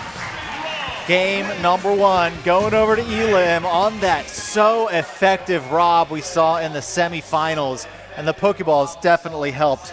We are back here with the wheel to find out what game number 2 is going to be. Here we go. Oh, that was a pen cap that came off. It's okay. It's okay. It's okay. We continue. Random characters. So they will be selecting random characters for the next game. They're going to step a little bit outside of their comfort zones here. Potentially, they could get lucky and get something that they have played and practiced before. Let's see what the random gods have in store for us. Banjo and Kazooie and Dr. Mario. My boy! Banjo's my main for anyone that cares. And Dr. Mario is a beloved character in the game. Got some sauce, playing awesome. Okay, got the double up air. Going for grenade, as they call it. Like grenade, but it's an egg. Yeah, got it. Oh, they're ending the game. Oh, Whoa. they didn't like their characters. So you want to roll again? Pokeballs. They have Pokeballs. Okay. They didn't have Pokeballs on. Honestly, though, they should have kept it. You know what I'm saying? Yeah, let's do random and Pokeballs. They stack. Next is 2 minutes. Next is 1 God, stock. that would be awful, though. Like, if we just kept the first one? Yeah. Just kept rolling it? Oh, my. Okay, they're going back to random battlefield. They're going to randomize again, so it will be different characters. Oh, no, wait. They're going to pick the same characters, which is totally fine. They should do that. Tio's discretion, that was the characters that they originally had rolled. Right. So usually you get that in characters when it's randomized. I love it. Here we go. Oh, and they're both yellow. That's cute. Oh, no, it's going to be so confusing. Right. The bear versus the most iconic video game character of all time. Oh my God, the sauce coming out. Okay, the down B. So Wow. Dr. Mario's really neat. He has kind of a mix-up between Mario and Luigi's kit, and he hits a lot harder. Dash attack, going for the up air.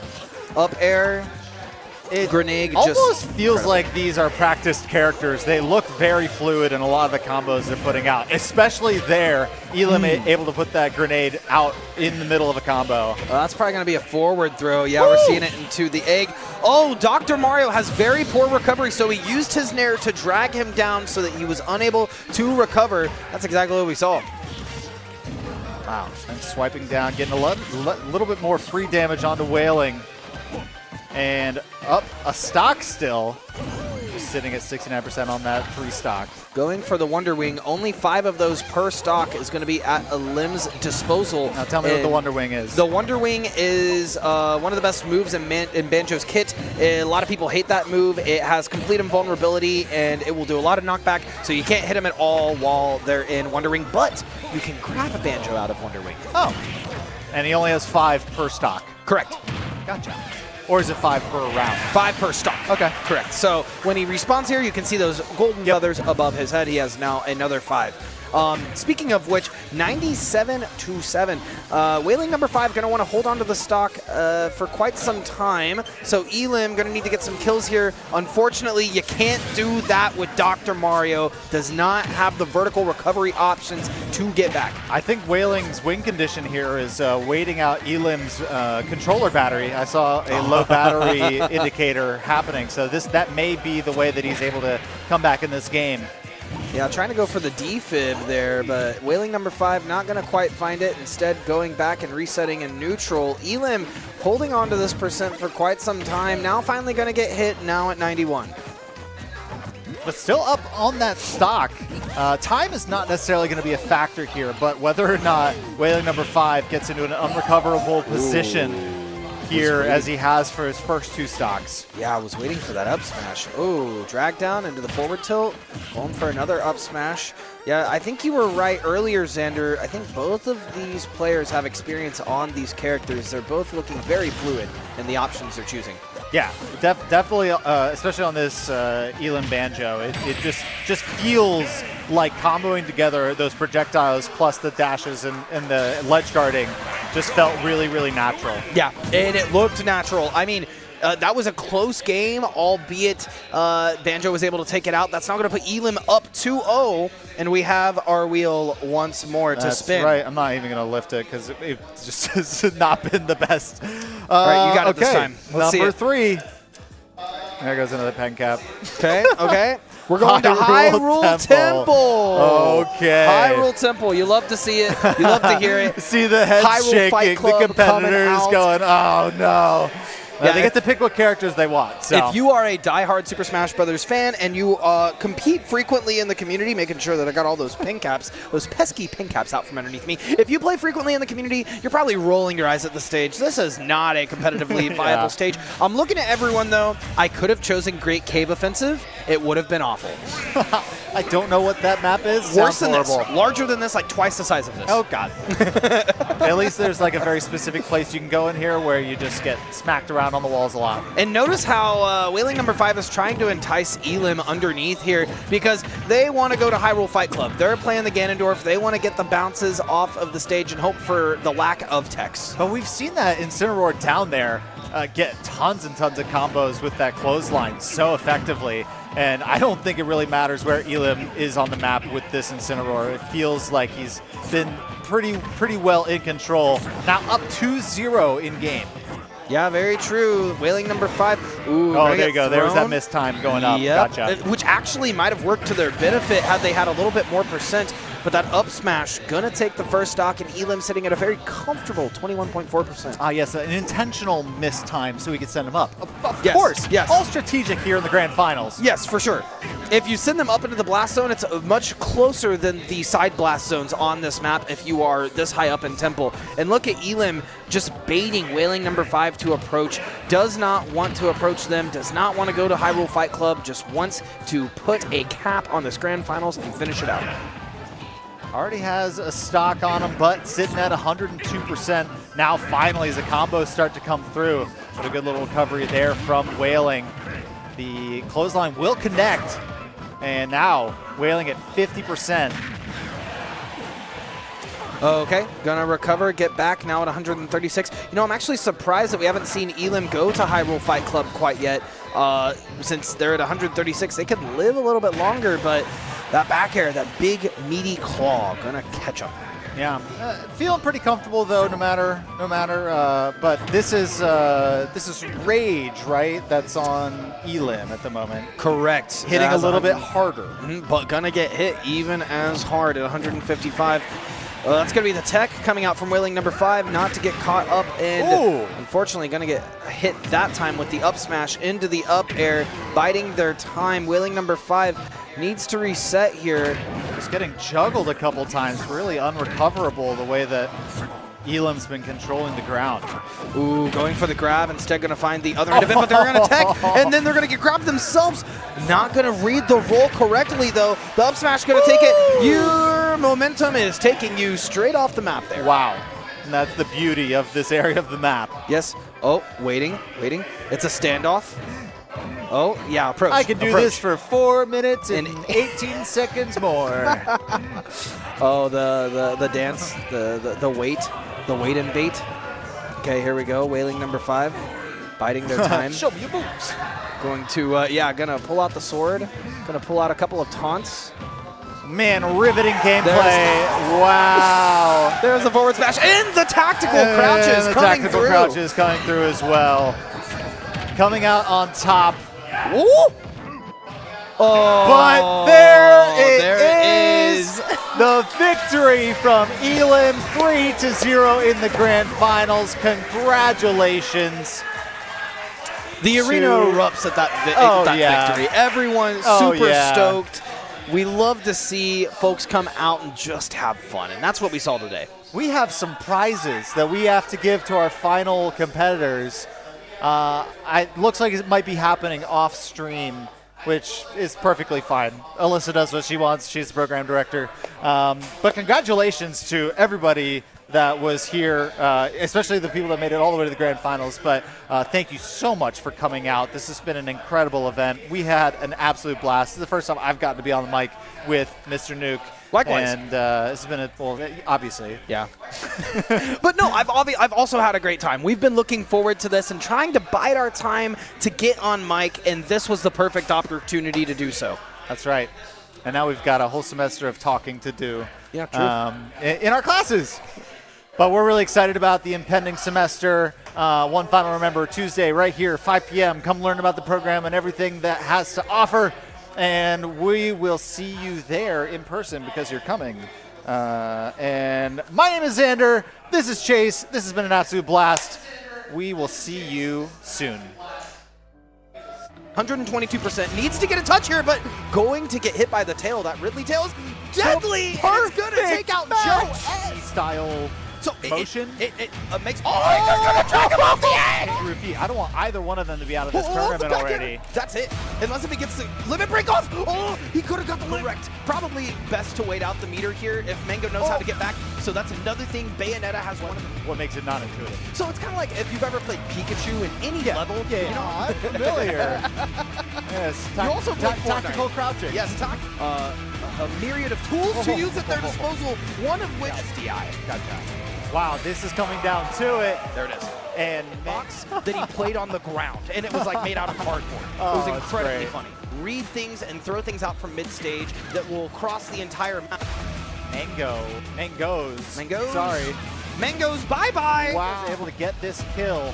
That will be the match, and that's looking. Is the fact that he can. Oh, KO punch is what he can do. And dash attack coming through, looking for an up smash. Corn back air, one of the best in the game, but that Sonic up smash to when facing another heavy. Oh, wow. Oh, 59%. We got some free. I mean, you could call this like free damage on Bowser right now, and it's a free kill. Really having to take the stock from that Jamie now. That Jamie gonna power up a punch to start out the game, and that's gonna put a solid 50%. Oh, no. Bowser is. Oh, go for the Warlock punch, and you're super armored, so that's gonna hit. Oh, Just tanked all of that damage, and gonna kill Bowser here. Not gonna quite find it. Forward air off the platform. The forward smash is going to take. Congratulations. And we've already got a KO. Yeah. I think so, but honestly, they're coded. Oh, They're the gonna DI live. They're was gonna- good. Yeah, the DI was great. Gonna get back to stage, 61%. Oh no. Might live that. Not often loved by the community. A lot of people love it because it's Kingdom Hearts stage. I can tell you. Yeah, this is pretty one-sided so far for Musty. Oh my gosh. So what happened was. That's awesome. It's really cool. And that recovery. Honeybee Warrior making a comeback. Going for the forward throw, not knowing the ding dong, but gonna go for that forward smash, not gonna quite take it. 143 looking to recover back to stage. Didn't need harder stages to recover on because of how the bottom of the stage is structured. And so good. Recovering back to stage, that's what we like to see. That is a positive, but almost. Spike. Sitting underneath that platform is going to be Bowser knowing that they're safe until they jump stage. Roy's going to charge to side B while Steve does what they do best and just starts to enhance his blocks and his tools. So you'll see Minecart killed right there. Steve and anticipating all of its moves coming back to stage. That back air going to connect out of the play. Because this is basically sudden death as far as time goes. Correct. 20 seconds left on the clock and lots of percentage on Enough. Oh, we are going to sudden looks death. like we are going to sudden death. Okay, never mind. Roy going to take that. The heavy should be able to protect the stock a little bit better when the time allows. That has super armor. Griff, you got to be careful about that one. There's ice again at 122%. You Overtime here, or sudden death. This is big. 5 seconds on the clock. Drift looking much stronger this game at that 17%. That's now Nom at 170. Equal to can just ride the high of getting that first stock, and there it is. This game. Otherwise, we're going into game 3. Oh my goodness. All of your attack buttons, and you kind of just scrape it. The other way is you take your palm of the goofy. One hit to finish this round. What? He's Renee. Here we go. Okay, Oh Kanga. boy. Okay, get a little nom of their self eating that. Oh, that's what we're going to see goodness. for the second stock. Very favorable for Kanga, sitting at 3 stocks Renee, himself. single touch that will probably kill Nom or Renee here. But geez Louise, Ganondorf just able to get a couple huge hits. But what we're not seeing a lot of is, There you go. Cross explosions. you and me both. That'd be pretty cool. Terry, that is very similar to the meters that we've seen before, and vice versa. And vice versa. Yep, if you're going to Japan. I love that. It is really neat, right? It adds a lot. Still an opportunity. Yeah, you did say this was going to be a longer match. Thwack! Hey, That's it. but facing a character like Terry, not many projectiles to deal with. Correct. Are they able to stack? Yes, some of them can. Wow. Dash Okay, attack, so- when you are at the percent that Kanga is at, you are in untechable range. Gotcha. So there's multiple chances to tech. They're tied in stock, but that percentage on Kanga potentially insurmountable. Now tied in. Oh, but Currently 156, they're living quite well. Cucumber's just got to get a meaty back air. so just goes to show you a lot of the transferable skills. And Stock. That was the best possible move Chiliad could have used, because now seems like they've both played this game at least long enough to know what combos into it. Like Falcon when he does the double kick in the air. Yeah. It's the same thing. woo, and that, my friends, is Chiliad with the perfect game. Inkling has some projectiles that they can throw out. They are very much a... From Elam, and look out, folks, 45 seconds left on the clock. Who do you think... Recovery right off the stage. There wasn't a lot of threat of going down necessarily, but sneaking in a quick... I am not going to lie, this might be the character to take the tournament. Just a tad bit. Oh no! Oh, no, don't do it to him. First, I'm Don't gonna do slap it you a to couple him. times. Right next, gonna get hit with the Darkrai ball, and that is gonna hurt if the up smash connects the tag that they chose. I didn't say it. Oh boy. And the Pokeball's not Gonna get this up air off. Not quite. They're gonna wait. Stalling for the up air. that one that looked like just a little shroud of a blanket. Yeah, I don't need any of that. Oh, true combo potential. The story you into the... Yeah, we're seeing it into the egg. Oh, Dr. Mario has very poor recovery, so he... Gotcha. Or is it 5 per round? 5 per stock. Okay. Correct. So, unfortunately, you can't do that with Dr. Mario. Does not have... On this Elam Banjo, it just feels like combo. Not going to read the roll correctly, though. The up smash going to take it. Your moment. Pull out a couple of taunts. Man, riveting gameplay. Wow, on top. Ooh. Oh. But